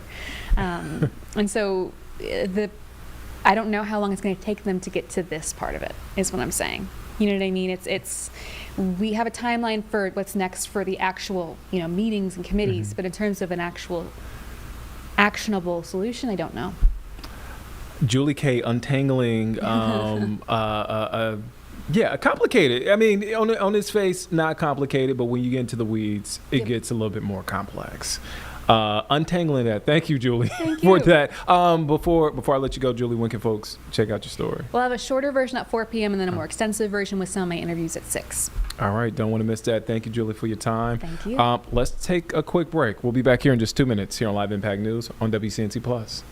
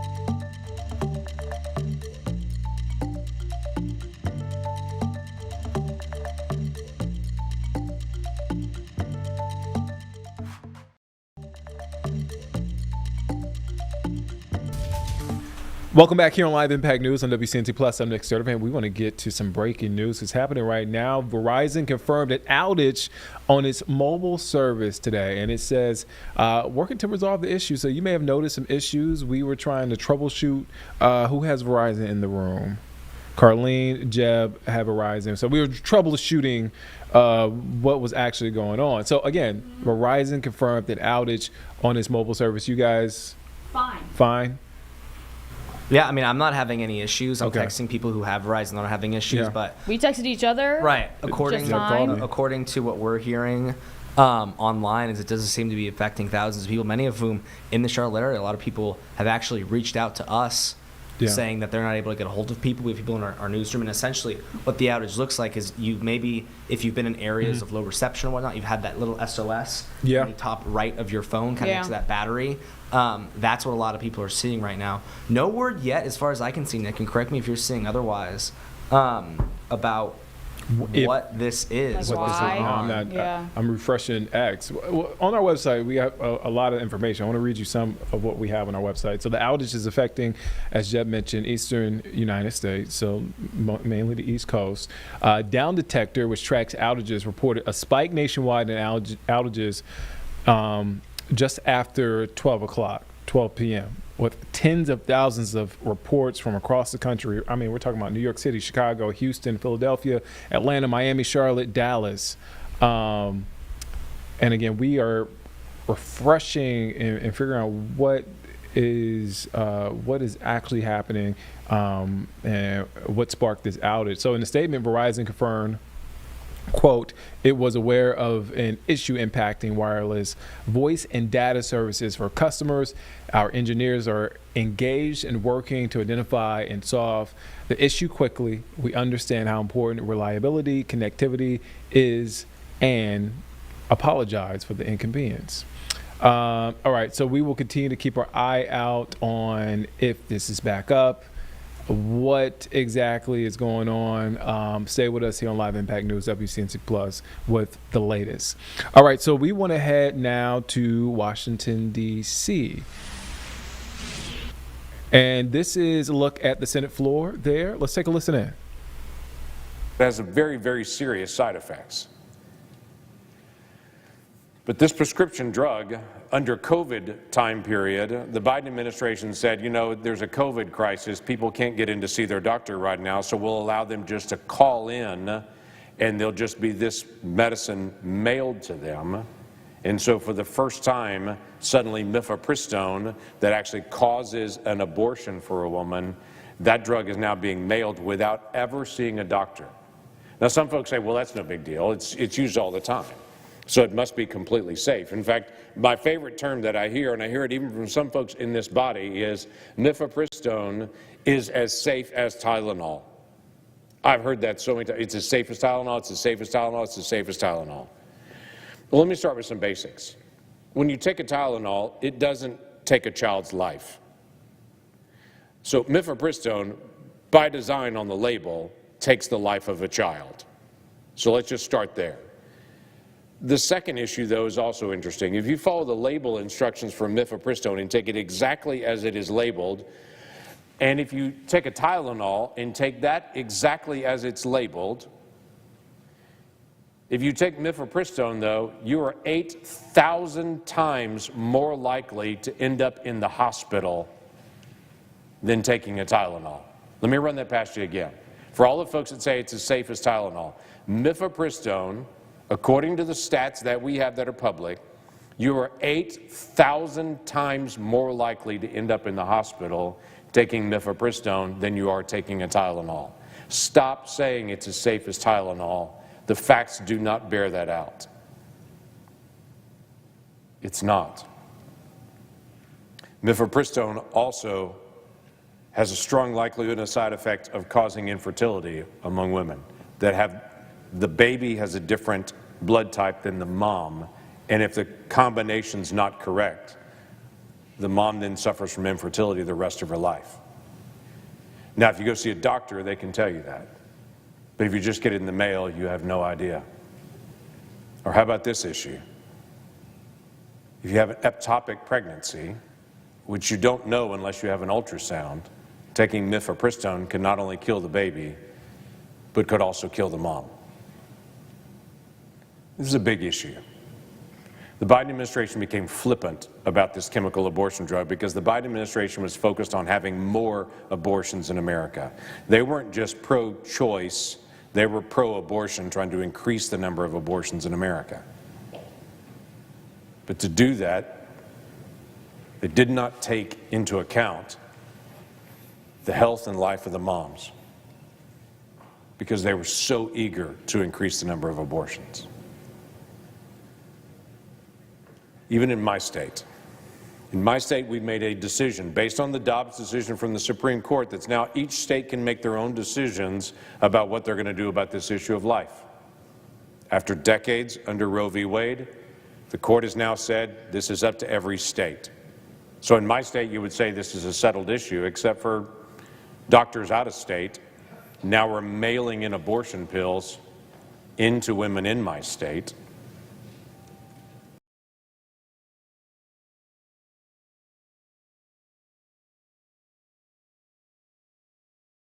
Morning, the Health, Education, Labor, and Pensions Committee, chaired by my friend Dr. Bill Cassidy, they held a hearing talking about mifepristone this morning.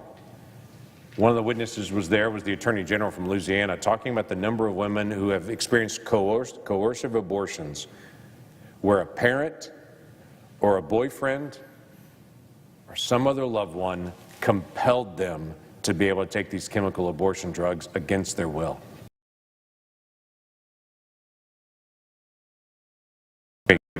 To be able to sneak it into their system, literally taking the life of that child.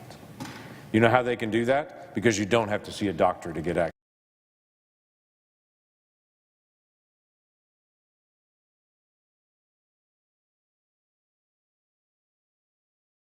We have to have an ongoing conversation here. Decades into this dialogue about the value of children, we're still talking. All right, so that is a live look at the Senate floor, and we are going to head to break. We'll be back here in just 2 minutes here on Live Impact News on WCNC Plus.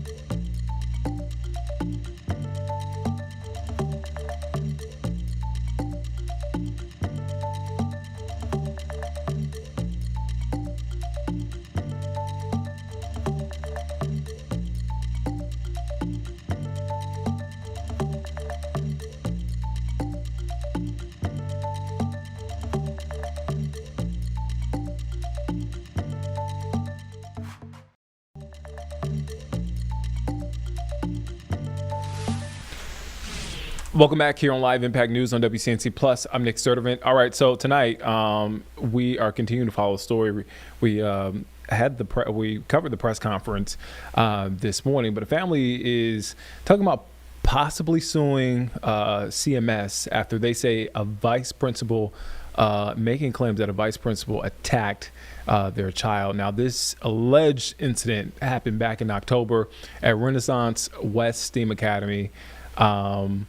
But the family just drafted a complaint, and they said they're ready to file.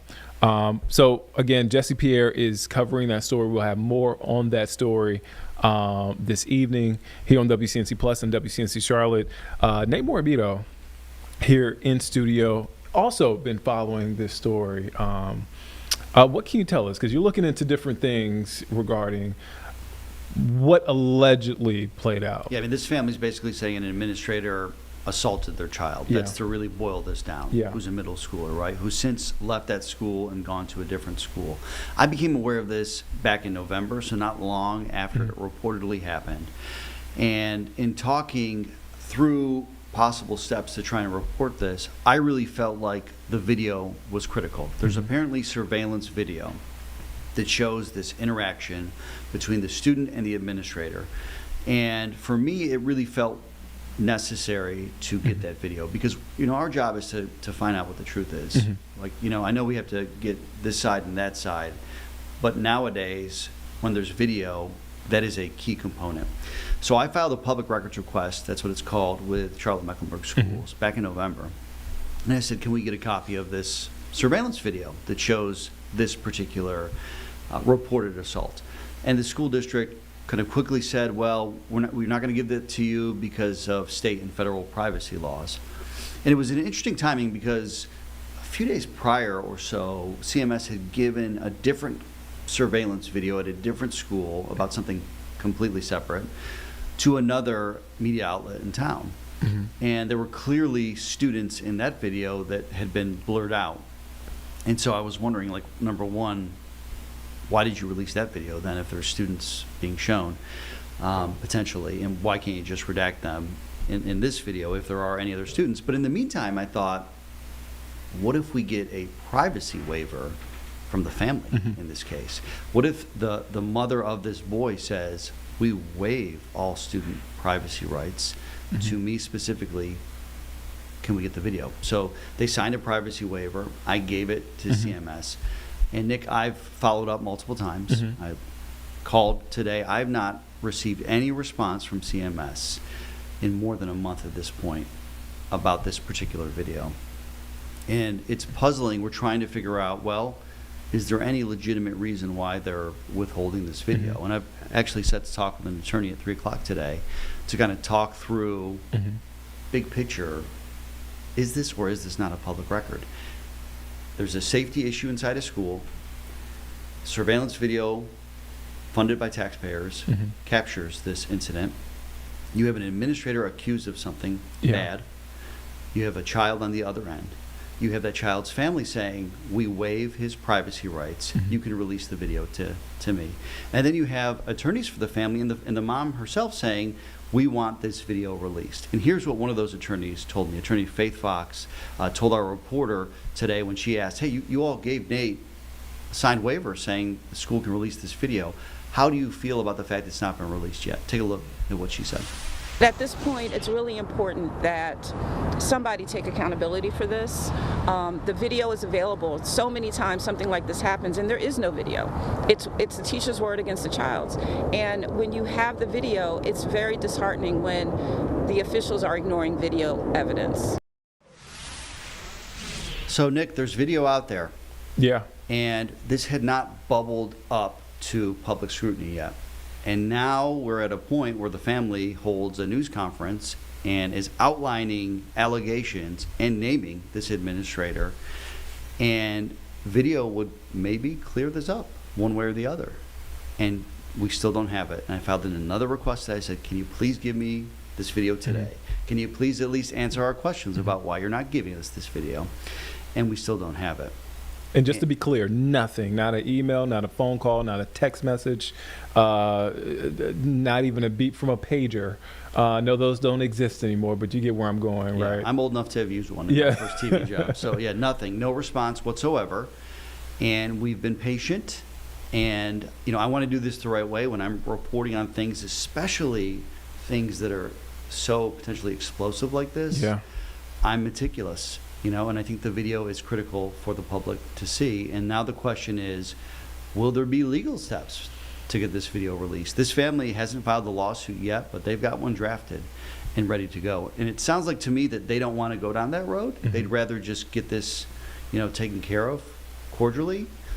But as of today, the administrator has not been suspended. And, based on the suspension paperwork I've seen about this child, they kind of accuse him of being an aggressor in this situation, not the administrator. But, the mom said this administrator, it appears, the attorney said the administrator appears to have slammed this boy on the concrete floor. And she says the video appears to show that. So we're still waiting. I mean, I requested this, it's January, right? Mid-January, maybe 2 months ago? Yeah. Because when we first started asking questions about this. And again, I don't think the family wanted to get to this point where they're putting the school district on blast in front of, several news cameras. But this is where we're at right now. And I know Jesse's covering that side of it, the specifics.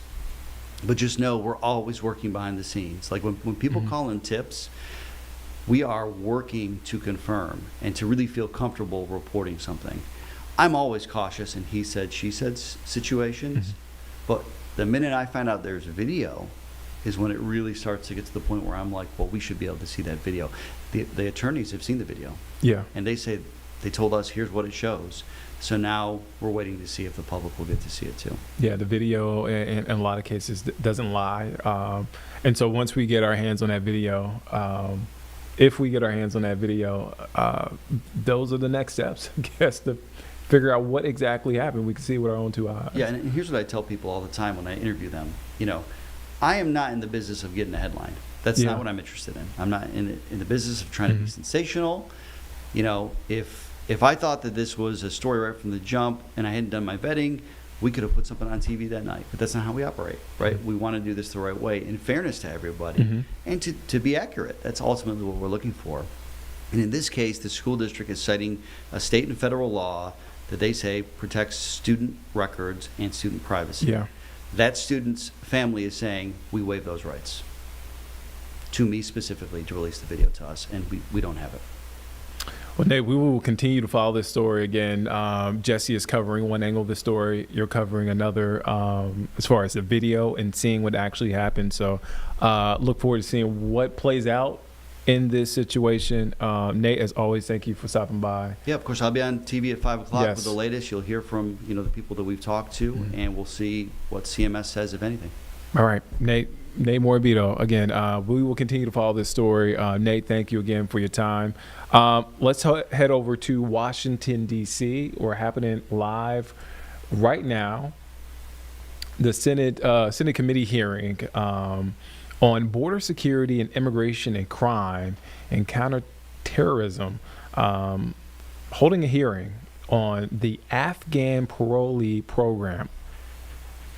It hasn't started yet. It's about to start, but you can see a live look there as it is about to get started. Let's take a quick break while we're at it. While we have the time, we'll take a quick break. We'll be back here in just 2 minutes here on Live Impact News on WCNC Plus.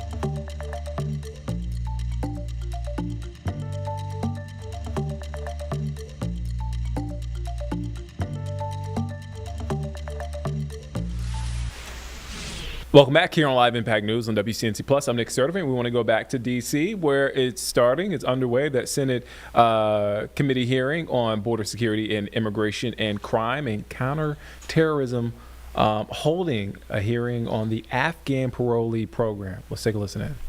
Effective measures. President Biden made this choice the moment he took office in 2021. He revoked each and every one of President Trump's executive orders and proclamations requiring enhanced vetting of aliens. Similarly, President Biden revoked an assessment of the security apparatuses of countries around the globe who had nationals seeking to enter the United States. But the bigger blunder came in April of 2021 when President Biden charged ahead with the announcement that the United States would withdraw from Afghanistan by 9/11/2021. During his first administration, President Trump created a strategy for an effective drawdown in Afghanistan based on input from military leaders on the ground. President Biden chose to ignore that strategy, presumably to land another rebuke of President Trump's policies or to make a political point. Whether President Biden rushed forward with full knowledge and deliberation or was wholly unaware of what was orchestrated by his staff under him is a question best left for another day and another hearing. But one thing's clear: responsibility for the failures with the withdrawal and evacuation from Afghanistan lies squarely at the feet of the Biden administration. Not one of the agencies during his tenure in office were prepared for the speed with which Kabul fell, nor were they ready for the volume of Afghans who had rushed to the embassy and airport seeking to leave Afghanistan. Neither the Biden State Department, the Department of Defense, nor the Department of Homeland Security had a proper plan in place. They didn't have enough information on the number of people who needed to be evacuated, let alone who most of these people were, especially if they were not directly associated with the embassy. There was no real guidance, policies, or procedures in place, and as noted in one report, the agencies essentially made up policies and procedures on the fly, essentially on an ad hoc basis. One Deputy Inspector General stated informally, that he believed the bombing at Abbey Gate on August 26, 2021, which killed 13 service members, was a direct result of the lack of coordination and failure to have the right information about the anticipated volume of people who would be coming or who would be considered vulnerable and in need of evacuation. Let me say that again. A Deputy Inspector General said the bombing at Abbey Gate on August the 26th, 2021, which killed 13 American service members, was a direct result of the failures of the Biden administration. The airlift from Afghanistan was the largest in U.S. history. The DoD, Department of Defense, moved more than 120 Afghan nationals out of Afghanistan in 17 days. Once these nationals were taken to transit sites outside of Afghanistan, known as lily pads in Qatar, Bahrain, UAE, Kuwait, Italy, and Germany, the department generally only had between 10 to 14 days to transport them from those countries to the United States. The speed and lack of coordination of the withdrawal was far from the only problem. The process by which massive numbers of these foreign nationals was vetted and brought to the United States was also filled with flaws. Let me turn to Operation Allies Welcome. The young man who committed this heinous attack against our National Guard service members on November the 26th was not the recipient of a congressionally passed special immigrant visa program. Rather, he entered the country through Operation Allies Welcome parole program. You heard me use that term before, and I'll use it again. Under this parole program that was created, this parole program was created as an end run around Congress. And the Biden administration in the process let in tens of thousands of unvetted Afghans into the country. These individuals had no honorable military service or sacrifice that warranted special treatment. In fact, most of them had no immigration status at all, which is why they were admitted under this authority known as parole. Now, when we talk about parole, it's not what most of us think about in the criminal law context. It's where folks are, under U.S. immigration law, parole is somewhat like an easy pass, like speeding through a toll booth. If we consider the definition of the word, it becomes clear just how foolish the Biden administration's actions were. The U.S. Citizenship and Immigration Service defines the word parole as a discretionary decision to allow inadmissible aliens who are not admitted to the United States to be physically present in the United States. Or to put it more succinctly, parole is a form of entry specifically for people who might otherwise be inadmissible. We can put these definitions together in this chart. In other words, parole authorizes the Department of Homeland Security Secretary to allow people in our country who otherwise would not be allowed in. This discretionary immigration authority was only supposed to be used on a case-by-case basis for exceedingly rare and extreme circumstances. Under Operation Allies Welcome, President Biden essentially gave an easy pass to hundreds of thousands of aliens who otherwise were not eligible to come, or who were not eligible to come, but for this discretionary issuance of parole. The Biden administration used parole to allow aliens into the country who were virtually unknown, except for the information they provided to us about themselves. One thing that struck me after I received several briefings on this parole program was how the security vetting process was often based on information that was not accurate, and in many cases was either incomplete, missing, or completely fabricated.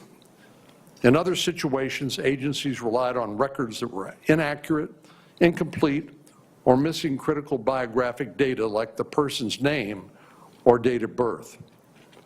One State Department Inspector General audit highlighted a Kabul embassy official's comment about the high level of fraud in Afghanistan as compared to other countries.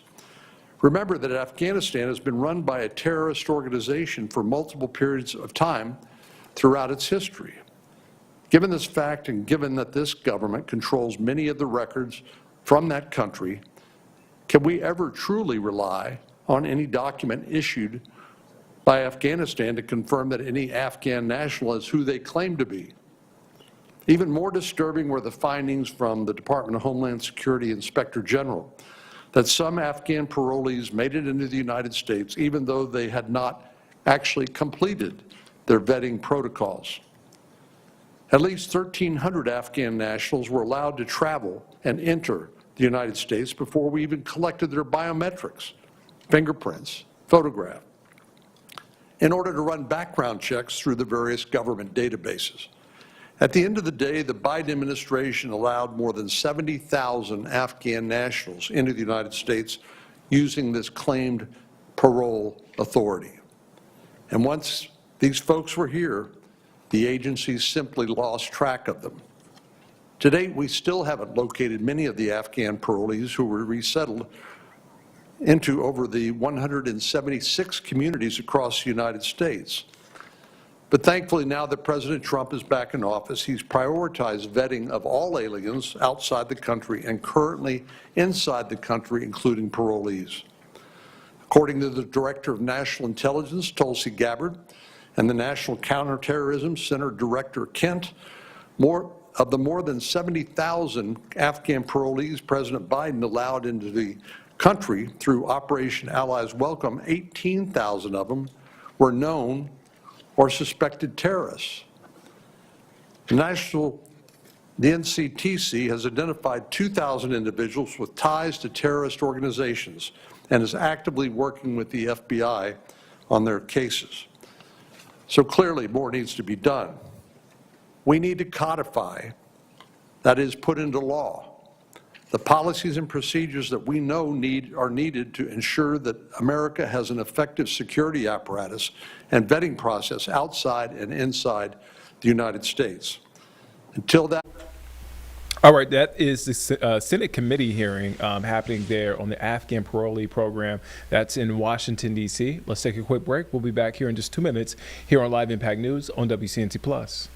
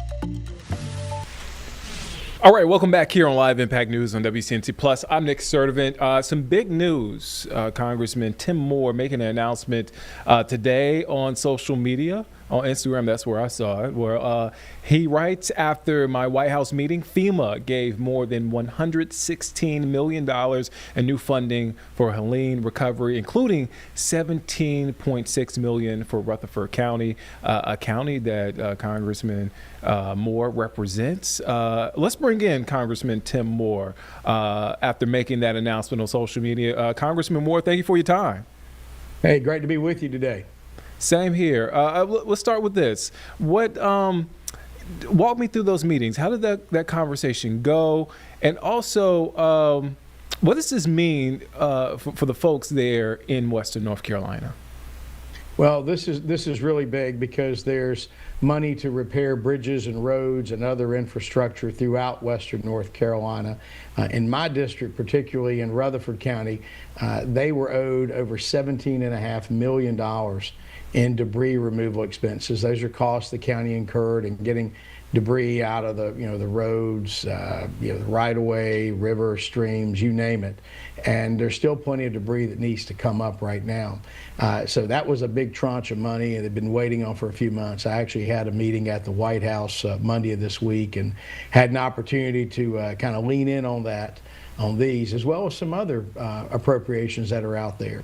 There's just been some slowness with the bureaucracy of getting some of these funds out, and I just made it a point, along with a number of my colleagues, to stress that this money needs to get out there ASAP. Now, of course, billions of dollars have already come down and gone out to folks, but still other funds are needed. The mitigation fund, which is money that will help pay to replace homes for folks who lost everything.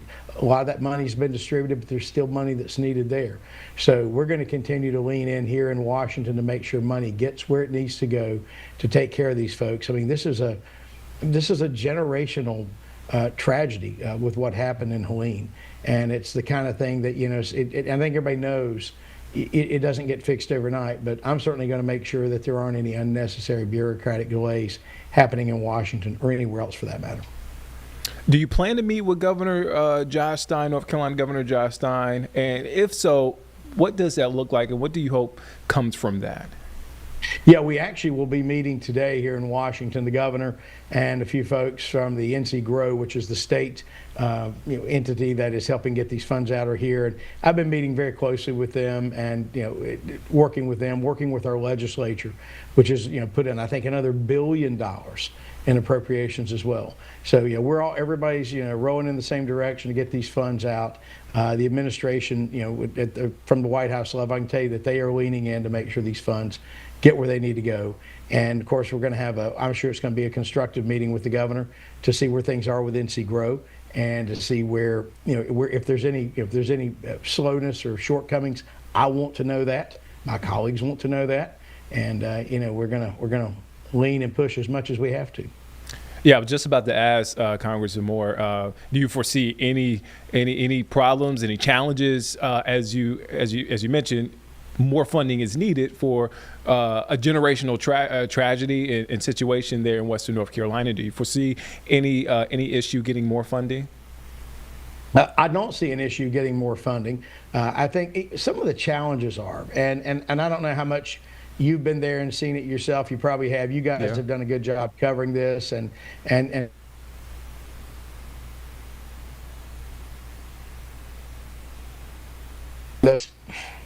it's one thing when you have, say, a home or a business that's destroyed and it's a matter of building it back. It's another when the land that it was sitting on no longer exists, or it's been washed away either through a landslide from a mountain or been swallowed up by the river. And so what do you do in those cases? Well, folks can't build back in many of those cases, and they need to be able to get true market value of what what that property was. Now, this is something that's not known by a lot of people, but roughly only about 4% of the people impacted by this had flood insurance. But think about it, it's in the mountains. You don't think of floods in the mountains normally.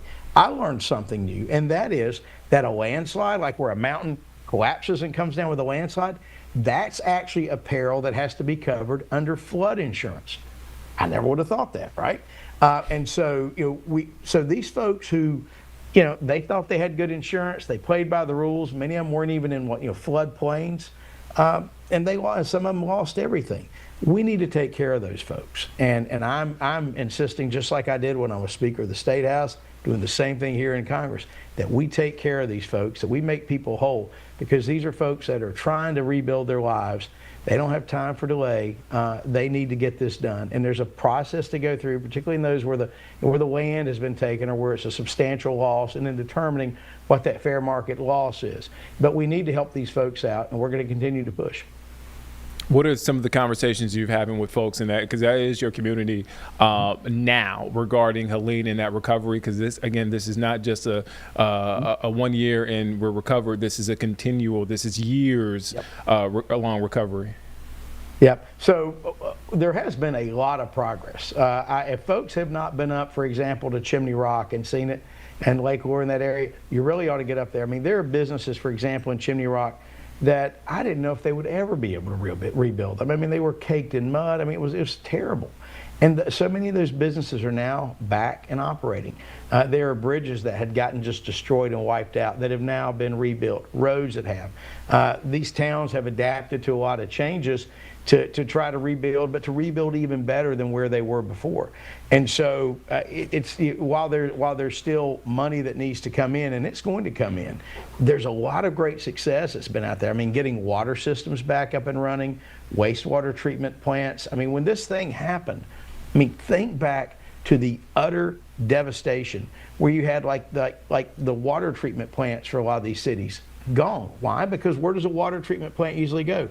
Alongside a river. Well, when these rivers became these raging torrents and 20, 30 feet deep, it destroyed these things. So a lot of these things have already come back online. And I don't want it to get lost in the details where there's still things to be done. Just the amazing work by volunteers, by churches, by communities, by the local, the local folks in the counties and the towns impacted, by the state, and yes, by the federal government to help build up and get things going. But there's still work to be done, and we're going to continue to work on it. But I mean, billions and billions of dollars have been put in, and additional billions of dollars are going to be coming in to help the folks of Western North Carolina. And I got to say, when we get a chance to talk with the White House, with the administration, the president is very much concerned about this area, and he will lean in and make sure that the bureaucracy is not slowing this process down. Yeah, a lot of incredible folks there, resilient folks in Western North Carolina. Again, a years-long recovery, but I know they'll make it happen. All right, speaking of the White House, I do want to ask you, as it relates to the White House, Danish and Greenland foreign ministers there met with the White House, met with the Trump administration. We heard from them in the press conference. They said the conversations were constructive. They were exploring a common way forward. This conversation of buying Greenland from President Trump. Your thoughts on that? We know that ensuring that America has dominance of the Arctic is very, very important. There are untold trillions in natural resources located in Greenland.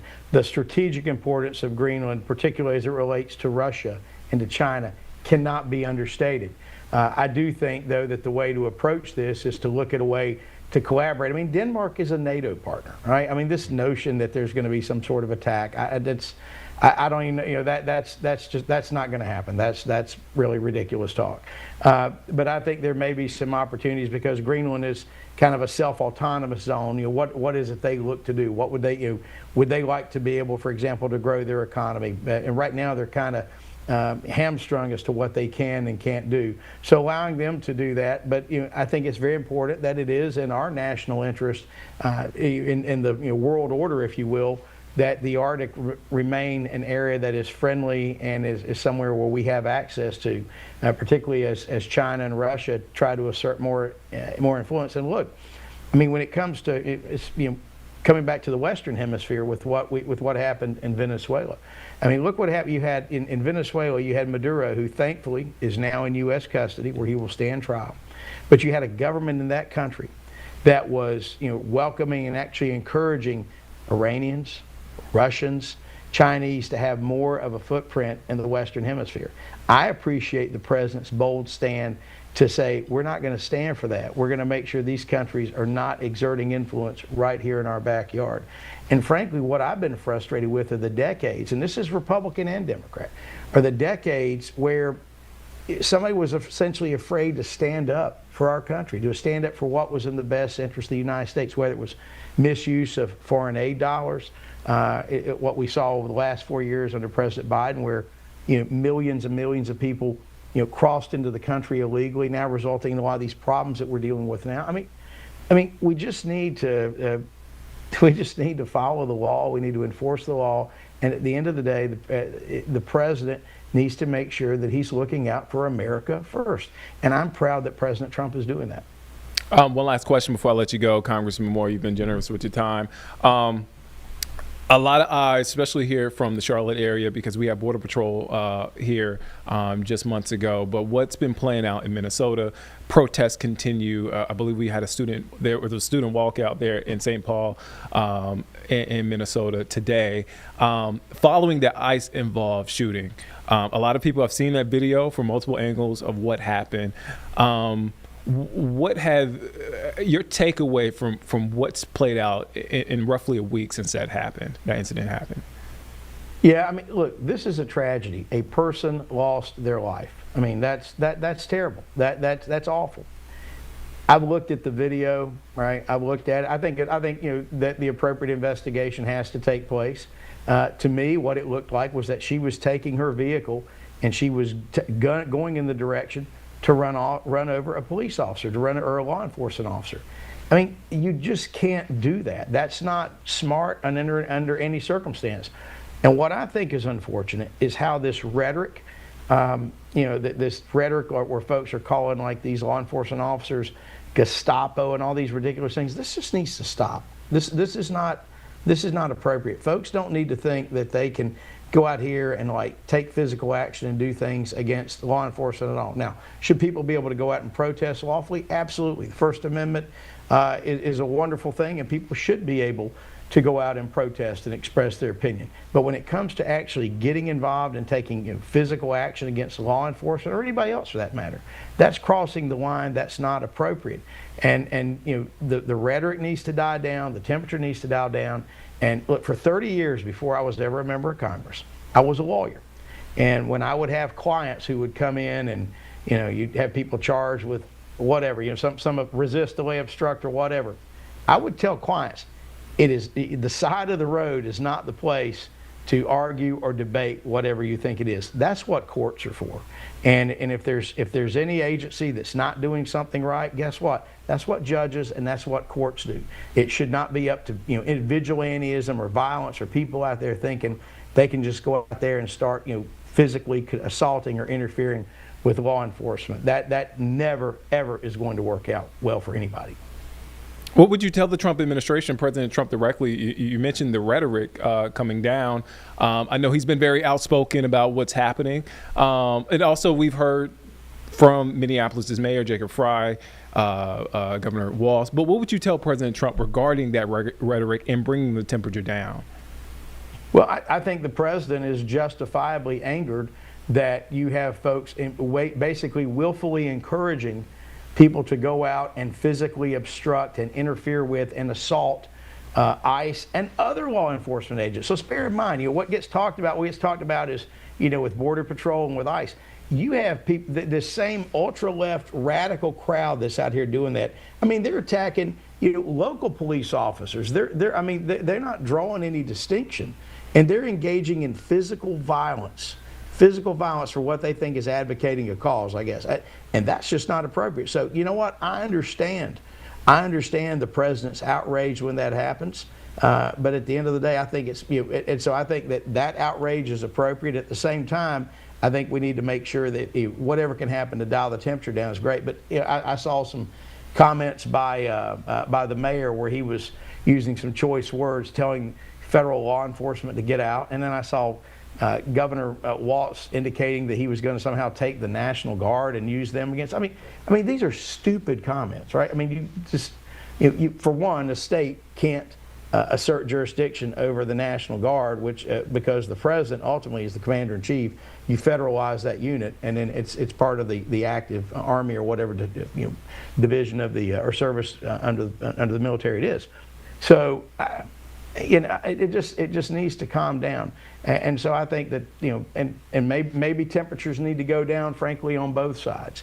And as I've dealt with this, I've been very direct about stop using these incendiary and just wrong terms to describe law enforcement like Gestapo and stuff, because what that does is that gets in the mind, particularly if somebody's unhinged already, they then can take that is some sort of justification to go out and do these crazy things.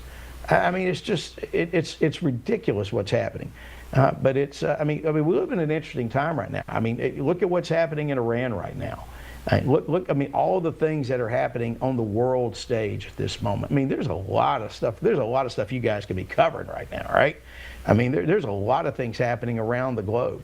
And I'm just thankful that we have, you know, and obviously everybody in the country doesn't agree with the president. I get that. But the one thing that most folks will generally say about the president is that you'd have no doubt that he is always standing up for what he believes is in the best interest of the country. And during these challenging times on the international stage, I'm glad we have a person in the White House who is seen as strong and direct. And I think it makes a lot of other countries that would otherwise try to mess with us less likely to do so. Well, Congressman Moore, we are covering the stories with facts and accuracy. And I just want to say thank you for stopping by Live Impact News for this discussion. Thank you for your time today. Hey, glad to do it. Hope you have a great day. You too. All right, let's take a quick break. We'll be back here in just 2 minutes here on Live Impact News on WCNC Plus.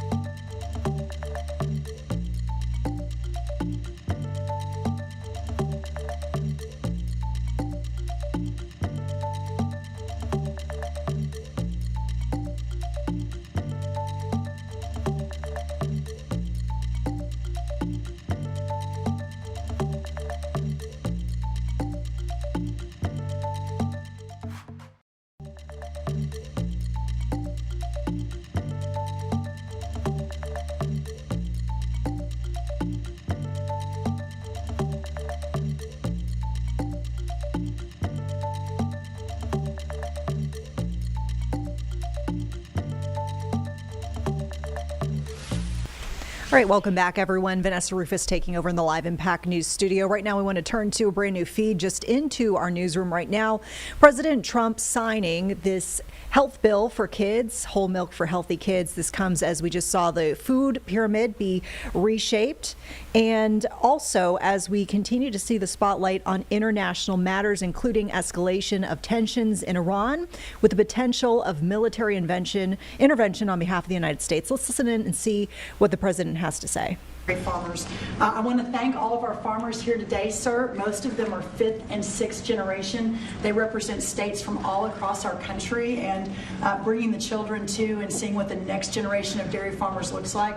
The amazing thing is some of these farmers back here from Butler, Pennsylvania, he milks. Where? Butler, Pennsylvania.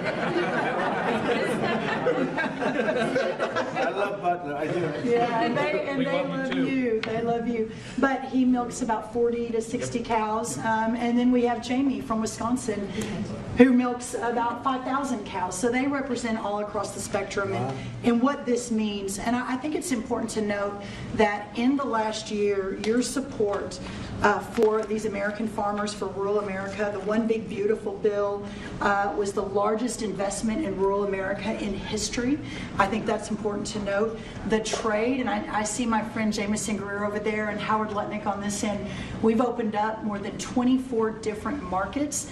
Milk exports, dairy exports are up 23% just in the last year. And when you think about the ag deficit that happened under Joe Biden and the 4 years, we went from a surplus of agriculture products when we left the first time to a $50 billion deficit when we came back. Yep. So these are massive, massive wins for America, and I think it's important to note that.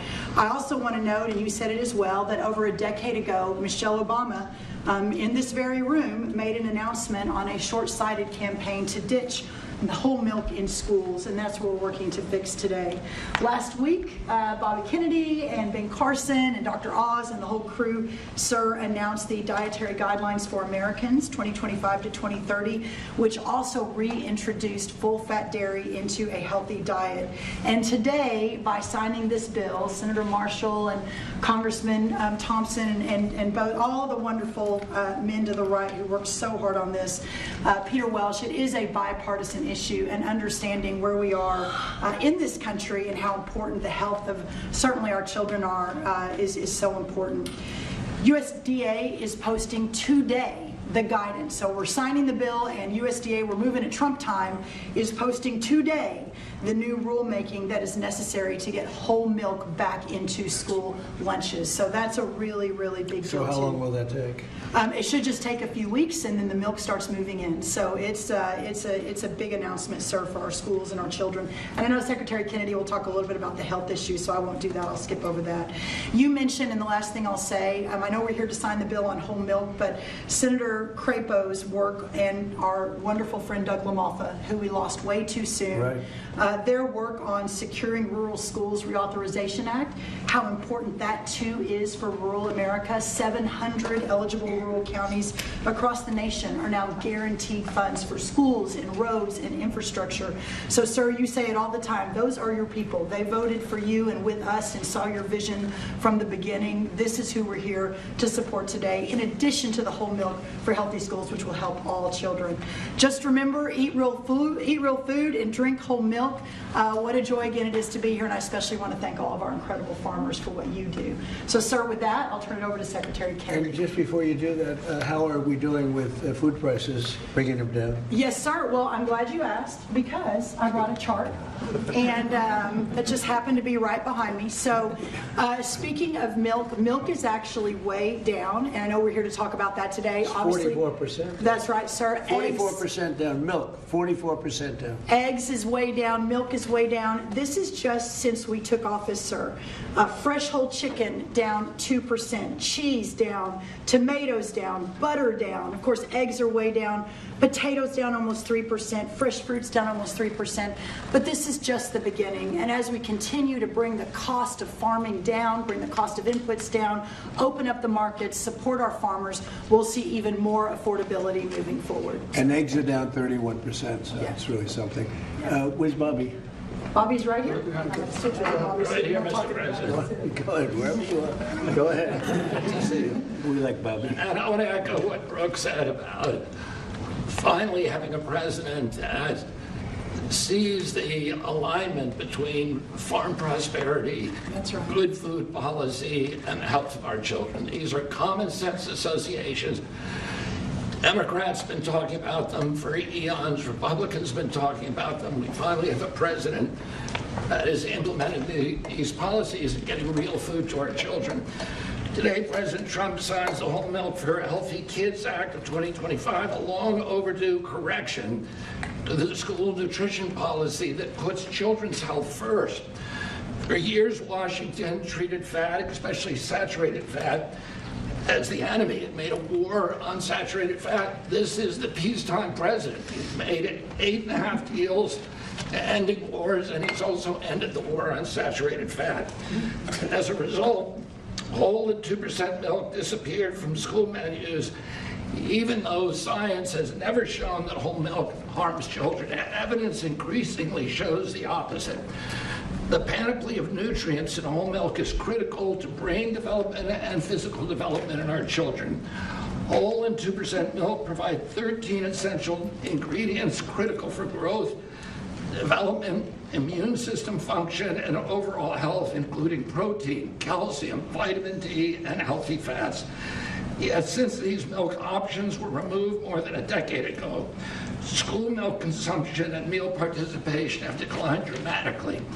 Today, between 68% and 94% of school-age boys and girls fail to meet recommended dairy intake, according to federal guidelines. When schools limit milk choices, the kids do not move to healthier substitutes. They move to caffeinated drinks, to sugar drinks, and to sweetened beverages with little or no nutritional value and the potential to wreak havoc on metabolic health, which is driving the chronic disease epidemic in our country. During the same period that whole milk was regulated out of lunchroom, rates of childhood obesity and diabetes rose significantly. Removing whole milk did not improve health, it damaged it. Thanks to President Trump's leadership, this law fixes that mistake. It allows schools in the National School Lunch Program to offer whole, reduced fat, low fat, or fat-free, flavored or unflavored, organic or conventional use. Milk fat is not junk food. Treating it that way undermined nutrition and ignored the science. Last week, Secretary Rollins and I unveiled President Trump's new food pyramid and updated our dietary guidelines with a clear message: eat real food. This law puts that principle into action. As Secretary of Health and Human Services, I support this reform because it aligns federal policy with evidence-based nutrition, not ideology or dogma. Healthy kids need real food. They need real protein.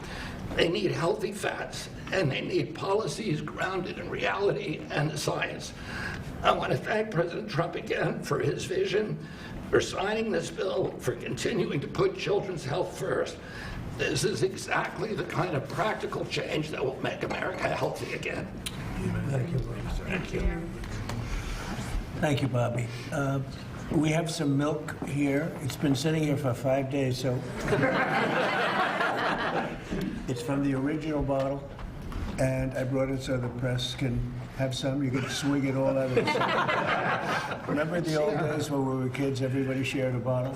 Today we tend not to do that, but if you'd like to, if you trust the person that you're drinking after, it's right here, it's yours, okay? It's semi-fresh, 5-6 days old. Thank you. So Ben Carson, special man, knows a lot about health. He looks better than ever, so Ben, how about it? Well, thank you, Mr. President. Thank you for being interested in the health of the people. It's made a big difference in facilitating an atmosphere where the agencies can work together. Secretary Rollins, Secretary Kennedy, Marty McCary, Dr. Oz, the whole group, every week at least meeting once to talk about these things, and it's made a big difference. And I want to thank the dairy farmers. I know you guys have been in the doghouse for a little while. You're out of the doghouse as of today. Yes, sir. And, whole milk is a wonderful beverage. Good protein. We talk about real food. It is real food. Healthy fats. Important nutrients. You look at vitamin D. You look at calcium, phosphorus, the things that are absolutely essential for bone development and for teeth. But as a neurosurgeon, the thing I really like is what the brain, what it does for the brain. Right. The brain starts to develop right after conception and adds millions of neurons every single day. Continues to do that right up until the mid to late 20s. Now, it's important what that brain is getting during the development. Is it getting soda? Or is it getting milk? So milk would help your cognitive ability? Absolutely. You can tell who's been drinking Take a cognitive test. have some. I've taken a lot of them. I've aced every one of them because I drink milk. It's good for it, and it shows. Do you consider there to be a big difference in taste between what you are having and this is just, it just looks so good sitting there, right? Yes, sir. It looks better. Nice, thick. Go ahead, Ben, sorry to interrupt you. You know, when you go to school and you give the kids milk, real milk, they love it. When you pour the stuff that looks like, you know, dish pan water, you don't particularly want that. It doesn't taste good either. So this is a great day. It's only a part of what's happening with our emphasis on health. You know, our longevity has been going down, and other industrialized nations it's been going up. It's because we have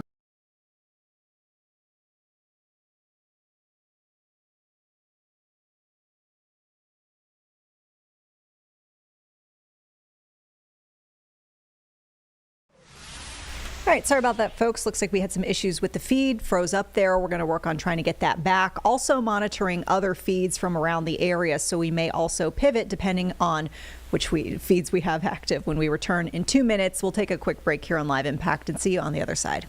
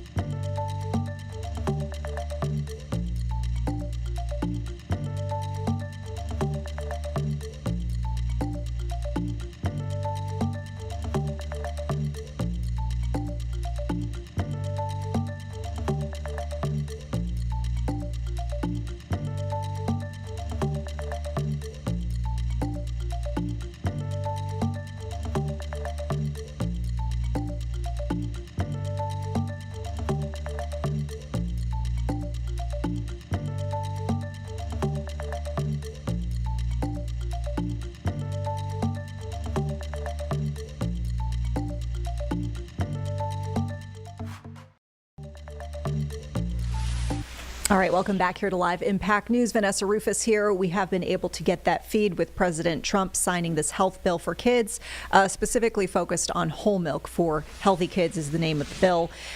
We are hearing from various advocates of this policy right now. Let's listen in.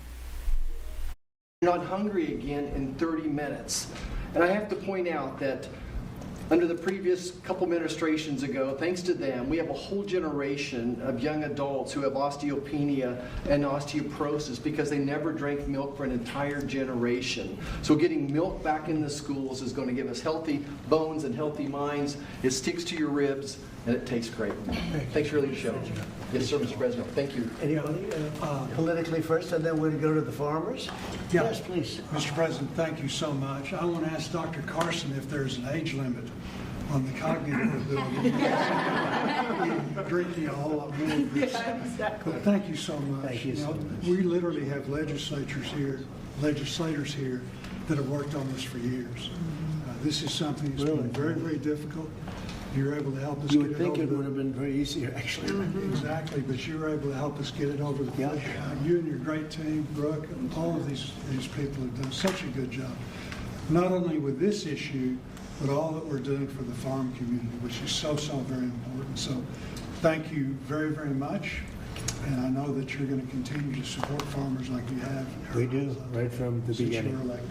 Thank you. Thank you very much. Go ahead. Mr. President, G.T. Thompson, Chairman of the House Agriculture Committee. I have been working on this bill for 15 years, and thank you. That's amazing. Because of your support and your leadership, we were able to get this across the line. It's such a shame that it would be so hard. You think it would be- Common sense was lost, and in the benefits today go to those precious children that we see over there. It goes to our dairy farm families who work so hard 7 days a week. There's no day off for a dairy farmer. And quite frankly, our rural communities who, when the misguided move to take whole milk and 2% milk and flavor out of the schools, we lost a generation, probably 2 generations of milk drinkers, and it devastated those rural communities because you lose the dairy farms, then you lose all the supplies, businesses, and then you lose grocery stores, and you lose community pharmacies. Well, that day ends today with your signature, and we reverse that trend, and we build a robust rural economy. And I'll just close with what will be the theme of my next bumper sticker: whole milk heals. Amen. That's right. Yeah. That's what they say. I think it's probably true. Anybody else? Well, Mr. President, as Chairman of Education and Workforce Committee, this fits, with the kids, with what they can enjoy in school and grow from. Also to have G.T. Thompson, the sponsor of the bill, on that committee, and I think I've worked with you for 15 years, but we finally got it done in committee. This makes an impact for education, for our workforce, the health that's there, and the reality of what this farming industry does. I live in the most diverse farm district in Michigan. Thanks for coming to Michigan yesterday. It was great. And my kids were raised on, it's legal now, raw milk, taken right out of the bulk tank. And my oldest son became a Pulitzer-nominated journalist for the Chicago Tribune, and I think the milk did it, right? I think so. Then I have the benefit of Dr. Carson being a graduate of Andrews University in my district. So all of that goes together. Thank you for signing this. It'll make a difference. Great job. So how about a couple of the farmers? Would anybody like to speak? Would you like to? Do you want to just say how great milk is? It's so amazing. That's good. Yes, Mr. President, we want to say thank you for doing this. It's been stated several times how long this took, and so thank you for your support and leadership in finally making this happen. As a mom and a dairy farmer, this isn't just a big win for the dairy farm families across the country, but as it's been said, the millions of school-aged kids that depend on school lunches for their nutrition and to fuel their bodies. So thank you. So they've been fighting this for years then, huh? 15 years. Have you Before been these fighting kids. it? You're too young to be fighting it. Have you been fighting it for that long? For a while, we've been fighting it. I mean, I think I speak for everybody. It's been a long time coming, so your leadership is it. Well, it's great. I had no idea. It just seems to make sense, right? Hard to believe. When you said 15 years, I said, you have to be kidding. It's government is tough. Government can be very tough. How about you? Would you like to say something? So we are very grateful and thankful that you passed this bill because it is common sense as to what we should be consuming. Right. Whole foods and whole milk. Unfortunately, that has not been the case for a few years. But research shows and our MAHA movements have been taking the right steps to make America healthy. And our children are growing into active teenagers and athletes. And what do they need? They need strong bones, they need the energy, they need the healthy muscles. And so we are so grateful that the science is there and we are actually at the right point in the right step making sure America is healthy. So we are very thankful. It's so great. I look forward to getting it all the time. I open a refrigerator, I say milk with rice and milk with water and milk with everything. And I say, what kind of milk is it? That's what I like right there. That's great. Thank you very much. Beautiful. Please, ma'am. Hi, my name is Patrice Enruca. I am the Center Director at the Independent Women's Forum. I work on economic policies. Right. But I'm also a mom of boys, as you can see. This is Jesse. Jesse, you want to say your name and age? My name is Jesse. I am 6 years old. I am 7 years old. I want to be an engineer when I grow up. I am a first grader. I also know where does milk come from. Where does it come from? So first farmers milk it, and then next they put it into a coal tank, and then to take the germs out, they put it very hot, and then they put it back in the cold tank, and then they hauled it to somewhere that is cold in a big refrigerator. Well, that is unbelievable.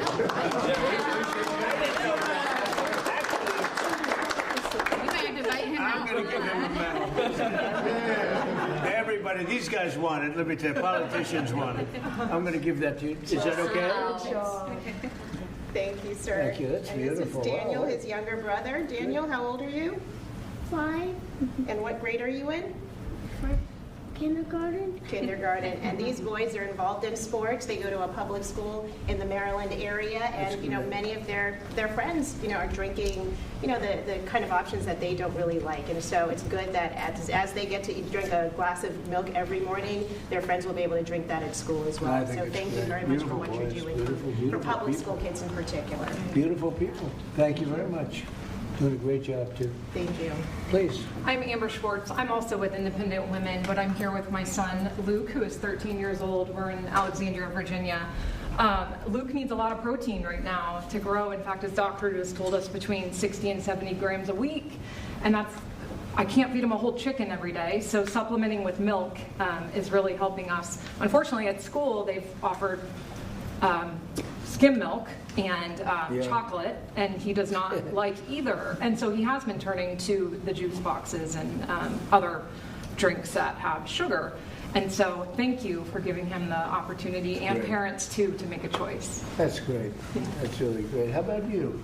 Thank you, Mr. President. I'm Nice, the one. beautiful red hair. Look at that. I tried to match here, so. Yes. But I'm the aforementioned one from Butler, Pennsylvania. Yes. So you know that place very well, and we still love you. So, Thank you. But Mr. Thank President, I was thinking last night when I was milking what I was going to say, and I thought, well, this is such a monumental day in agriculture, not just dairy farmers, but for all of agriculture, because this helps me as a producer, helps the processors, it also helps these kids here. So it's good all around, and this is perfect legislation, a great day for America is what this is.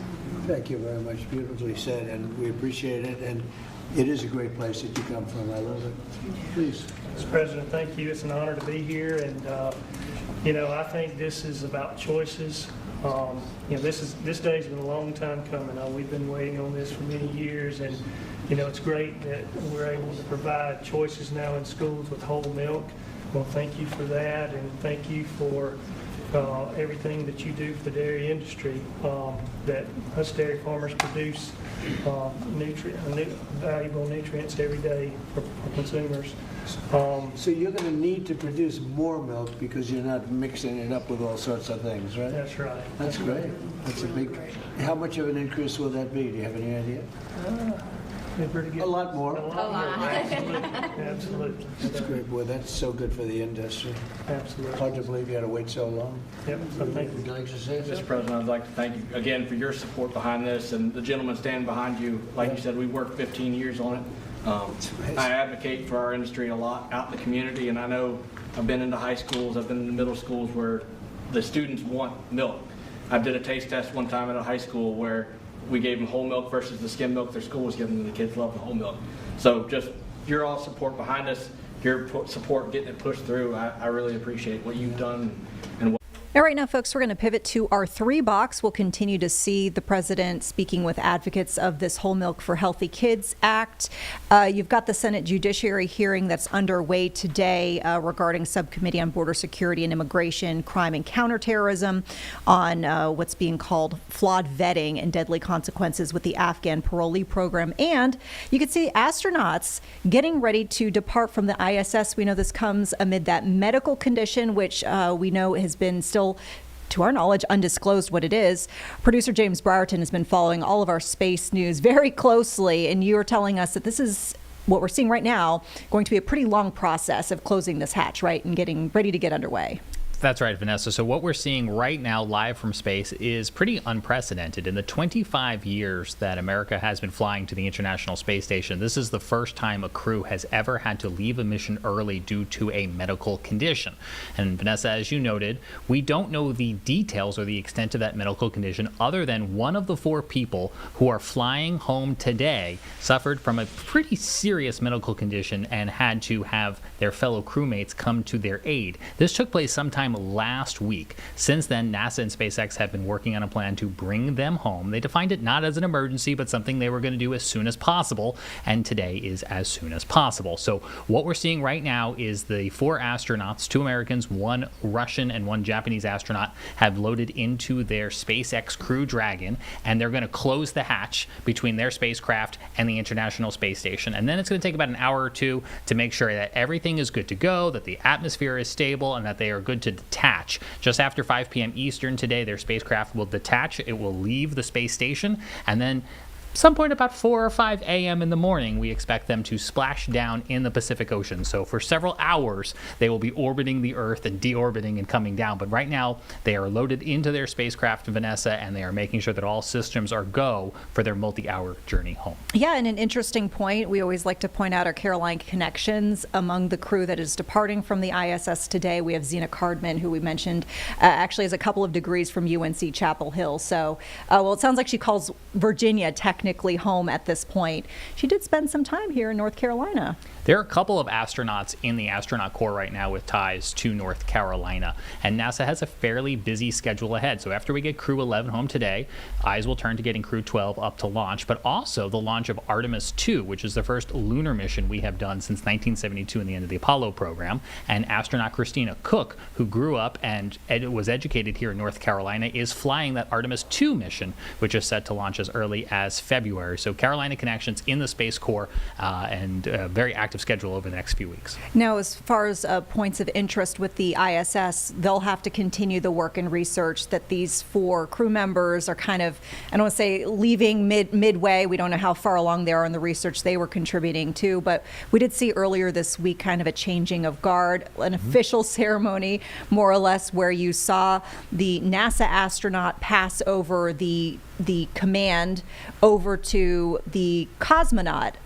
So there will actually be 1 NASA astronaut who remains, and it looks like one of the Russian cosmonauts will remain in charge, and there will still be some other crew members that remain on the ship as well, it seems like. Yeah, that's correct. So the International Space Station is not only an international science laboratory where different nations are contributing, but the teams that fly themselves, they are international teams. So just like this mission right here has international members on it, so does the Russian crew on board, including 1 American. Okay, well, we'll watch this closely for you folks. We'll probably put this back in a 3-box. Our other producer, Jeb Goldman, is indicating the president is speaking again. Let's listen in because we know there are a lot of big international topics that are happening right now as well. After this, you'll find out, but told on good authority, and I hope it's true. Who knows, right? Who knows? We've seen the body bags, so how do you trust them? No, you've seen that over the last few days, and they said people were shooting at them with guns, and they were shooting back, and, you know, it's one of those things, but they told me that there'll be no executions, and so I hope that's true. Does this mean military action is now off the table against Iran? No, we're going to watch it and see what the process is, but we were given a very good statement by people that are aware of what's going on. But are they still considering military actions? When they say no executions, everyone is talking about a lot of executions were taking place today. We were just told no executions. I hope that's true. That's a big thing. Yes, Brenda. The Foreign Minister of Greenland, she said a while ago in a press conference in an embassy of Denmark that she made very clear in the meeting that happened here in the White House what are their limits. She also said that it was a very respectful meeting. Are those limits going to be respected? Well, we're going to see what happens with Greenland. We need Greenland for national security, so we're going to see what happens. They're going to brief me on the meeting right after this conference. In fact, the sooner I get you out, the faster I'm going to know exactly what happened. But we have a very good relationship with Denmark, as you know. We'll see. But, you know, we're doing the Golden Dome. We're doing a lot of things, and we really need it. If we don't go in, Russia's going to go in, and China's going to go in. And there's not a thing that Denmark can do about it, but we can do everything There's about no it. more than what they can do better. Well, we're going to see. I mean, look, we're going to see what happens, but we need it. You know, I'm not the first one. This was talked about by President Truman, and 40 years before President Truman, they were talking about it. They've been talking about this for 100 years. This is not anything so new. A lot of people don't realize that, but this was a hot subject. Probably not as hot as it is now, but it was a hot subject for a long time. We need it for national security, and that includes for Europe. And I spoke with, as you know, Mark, the head of NATO, and he really wants to see something happen. It's very important for national security. It's being reported that Health and Human Services released frozen funds to Planned Parenthood. I'm wondering why this happened and why Planned Parenthood is receiving any federal I don't know funds. anything about that. Bobby, do you know anything about that? What was the question? It's being reported that frozen funds were released to Planned Parenthood in December by HHS. I'm wondering why that happened. I haven't heard I have not heard of that. I have not heard that. Mr. President, on NATO, right now it sounds like you are saying that you would potentially acquire Greenland by force. That would be a NATO country. Well, you're saying that. Are you saying that? Would you do that? No, you're saying that. Would you I acquire didn't that by say it. force No, right you're now? telling me that that's what I'm going to do. You don't know what I'm going to do. So what are the options? Your then? network Because doesn't know either. The Danish foreign minister said that there's still fundamental differences after the meeting with Rubio and with the vice president. Are you willing to leave the NATO alliance in order to get what you want with Greenland? What are the options right Well, now? I wouldn't be telling you what I'm willing to do, certainly. I'm not going to give up options, but it's very important. Greenland's very important for the national security, including of Denmark. And the problem is not a thing that Denmark can do about it if Russia or China wants to occupy Greenland. But there's everything we can do. You found that out last week with Venezuela. There's everything we can do about things such as that. Not going to happen. We're not, I can't rely on Denmark being able to fend themselves off. You know, they were talking about they put an extra dog, and they were serious about this. They put an extra dog sled there last month. They added a second dog sled. That's not going to do the trick. Denmark fought alongside the United States in both Afghanistan. Thank you for and telling me Iraq. that. I appreciate it. But I have a very good relationship with Denmark, and we'll see how it all works out. I think something will work out. Yeah. Venezuela, Cabello, the de facto number 2 in Venezuela right now, he seemed pretty reluctant to work with the U.S. And obviously he's With us, they just gave us 50 million barrels of oil. The number 2, the Venezuela security Well, I don't chief. know. I know the number 1. We just had a great conversation today, and she's a terrific person. I mean, she's somebody that we've worked with very well. Marco Rubio is dealing with her. I dealt with her this morning.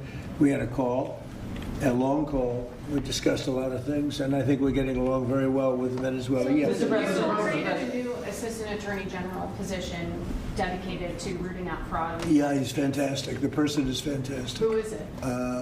It's a he.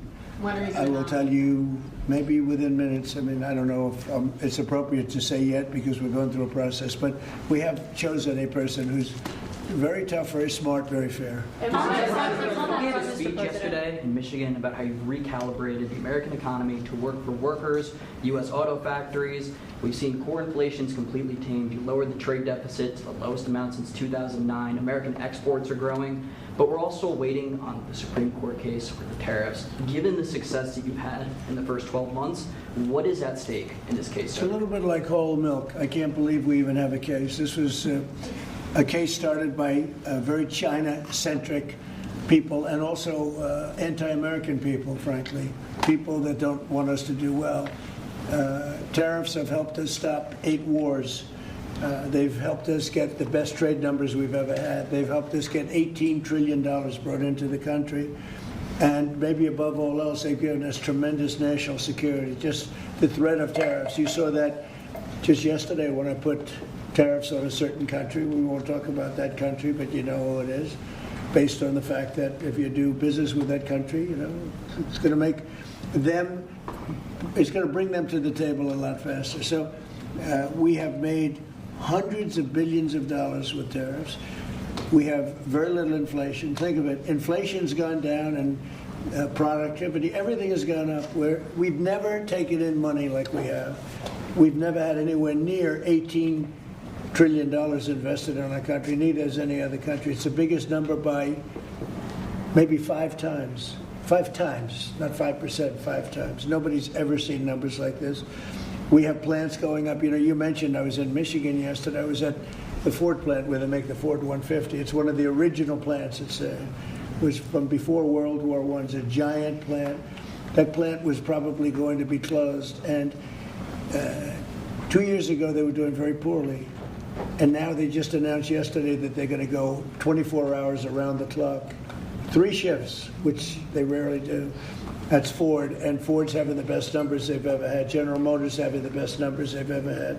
Stellantis, which hasn't been here, is now investing billions, tens of billions of dollars on building in the country. We're building auto plants all over the country. We're building AI all over the country. We're leading China by a lot, and a lot of it has to do with tariffs. That would be a very disappointing decision. And especially since the people that are fighting me are people that want China to do well. And we're doing great against China. We're doing great against everybody. We're the hottest country anywhere in the world. As I say often, we're right now the hottest country anywhere in the world. And a year and a half ago, we were a dead country. Thank you very much, everybody.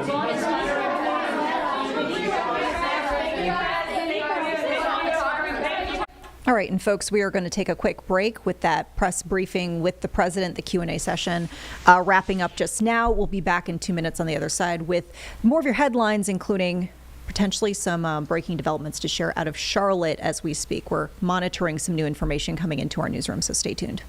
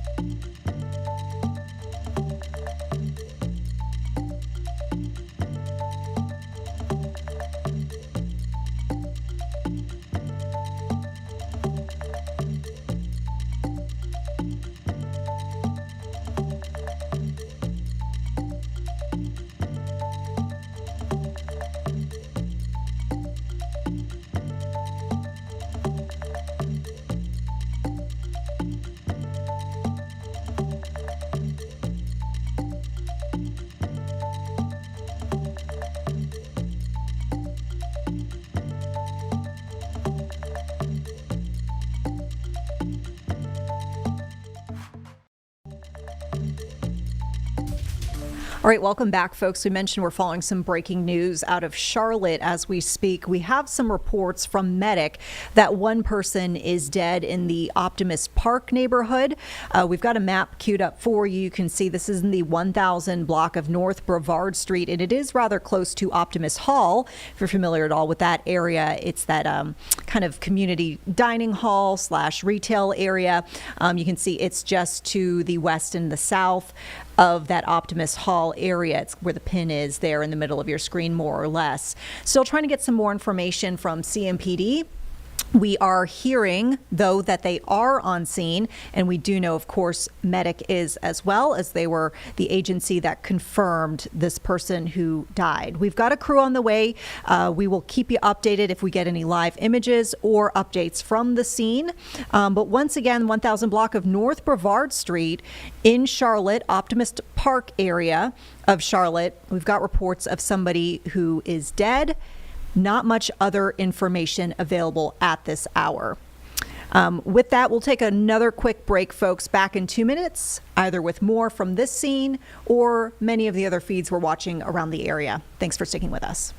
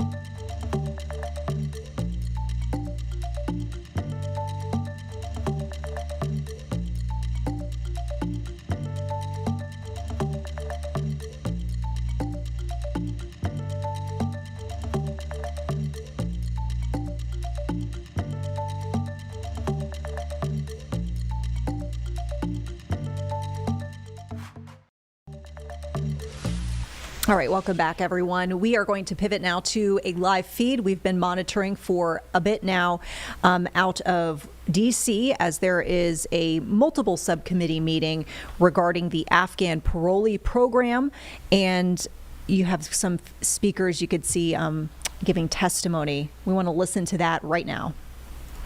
During the evacuation, we're having parallel conversations here. One, the incident, the alleged shooter specifically, and then the other, more program policy, the vetting background, more holistically.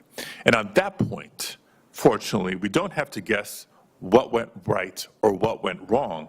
There's nearly 50 separate Inspector General reports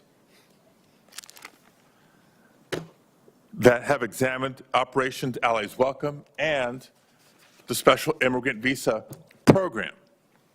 Thank you. And they analyzed this from every angle, including over 24 reports from the 3 departments represented here today through their Inspector Generals. And since the majority appears eager to relitigate this operation, Mr. Chairman, I ask that we place these reports in the hearing record without objection. Thank you. I also want to note that yet again, the hearing has moved forward without the appropriate government witnesses to answer some of the questions that have come up.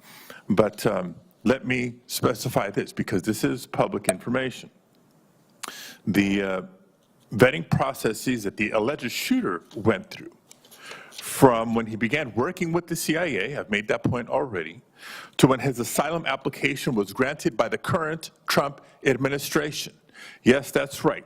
The asylum application that was granted by the current Trump administration. The administration representatives to answer questions about that aren't here. But let me ask about the screening and vetting of the people who are here as witnesses. Mr. Adelman, the Department of Homeland Security Inspector General reports make clear that your audits compared the parole screening and vetting processes to the Special Immigrant Visa Program and U.S. refugee processing, and that the Operation Allies Welcome parole screening included biometric and biographic screening at lily pad locations, plus manifest vetting and CBP inspection at ports of entry. Can you briefly walk us through the layered process so the public understands what screening and vetting meant in practice? Yes, thank you. CBP and DOD collected both, as you mentioned, biographic and biometric, including facial images and fingerprints. While the evacuees were at the lily pads, they matched that information against government databases throughout the federal government. Once a decision was made when they were allowed to travel to the United States, CBP put together a manifest for each flight. They did another round of vetting of that manifest, and then they were allowed to fly over into the United States. At that point, they went through the normal inspection process that everyone would go through when they reach a U.S. port of entry, which is the inspection process run by CBP. If CBP found something, they would take them to secondary, or expected to. Thank you. Just quickly. All right, and we will continue with this hearing in just a bit. We're going to take another quick break here, back in 2.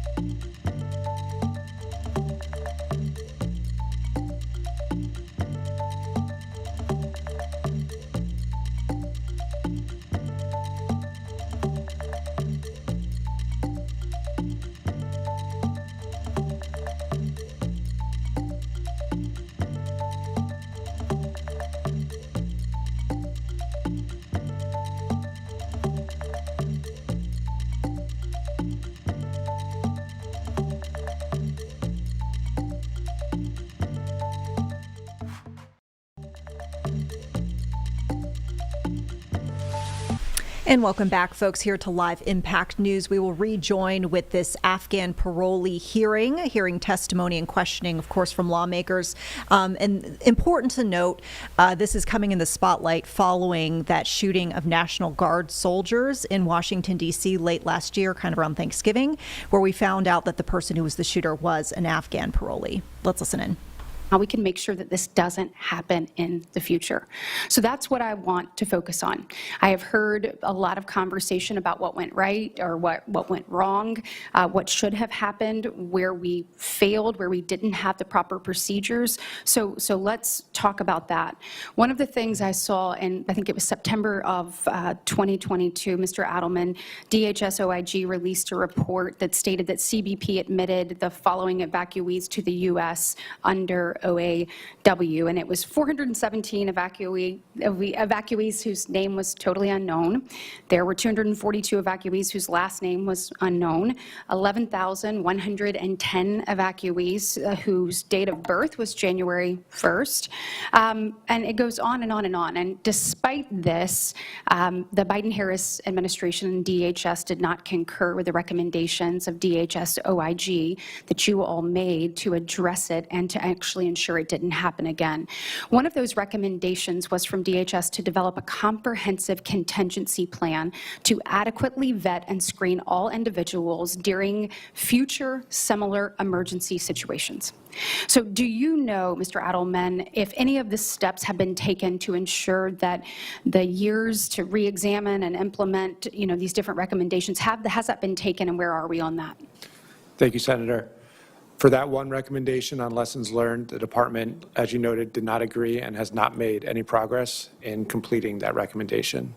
They have, we have closed a second recommendation in that report on the recurrent vetting process. So wait, put a pin in that for a second. Do either of you know of any changes or structural processes that have been improved upon the failures that we have seen in the past? I can go back to a point a moment ago. We in State OIG have an open recommendation on the department for memorializing arrangements for the collection, tracking, analysis, and sharing of evacuee data to update the memorandum of agreement between the department and state. Has that happened, though? It has not. That recommendation is open, so. Still? Yes. Still. So. After we saw the travesty that occurred a few weeks ago, the loss of life, still. Okay, do you have anything? Yes, in our 2 reports on screening and vetting, we made a total of 10 recommendations, and 8 of those have been closed. Taking the point that you made earlier about what can we learn from this and how can we improve in the future, I think the department has taken action within about 6 to 8 months of both of our reports to close 8 of the recommendations. Okay, well, I appreciate that, and we have a limited amount of time. Mr. Adelman, will you just tell me some of those recommendations that were made under the previous administration that we could be working on right now to try to kind of, Sure. that were obviously rejected, that we need to put back in front of people right now? So the additional recommendations really looked at after the evacuees were admitted into the United States, focused on who is responsible for tracking the end of parole within DHS, the components, CBP, USCIS, and ICE,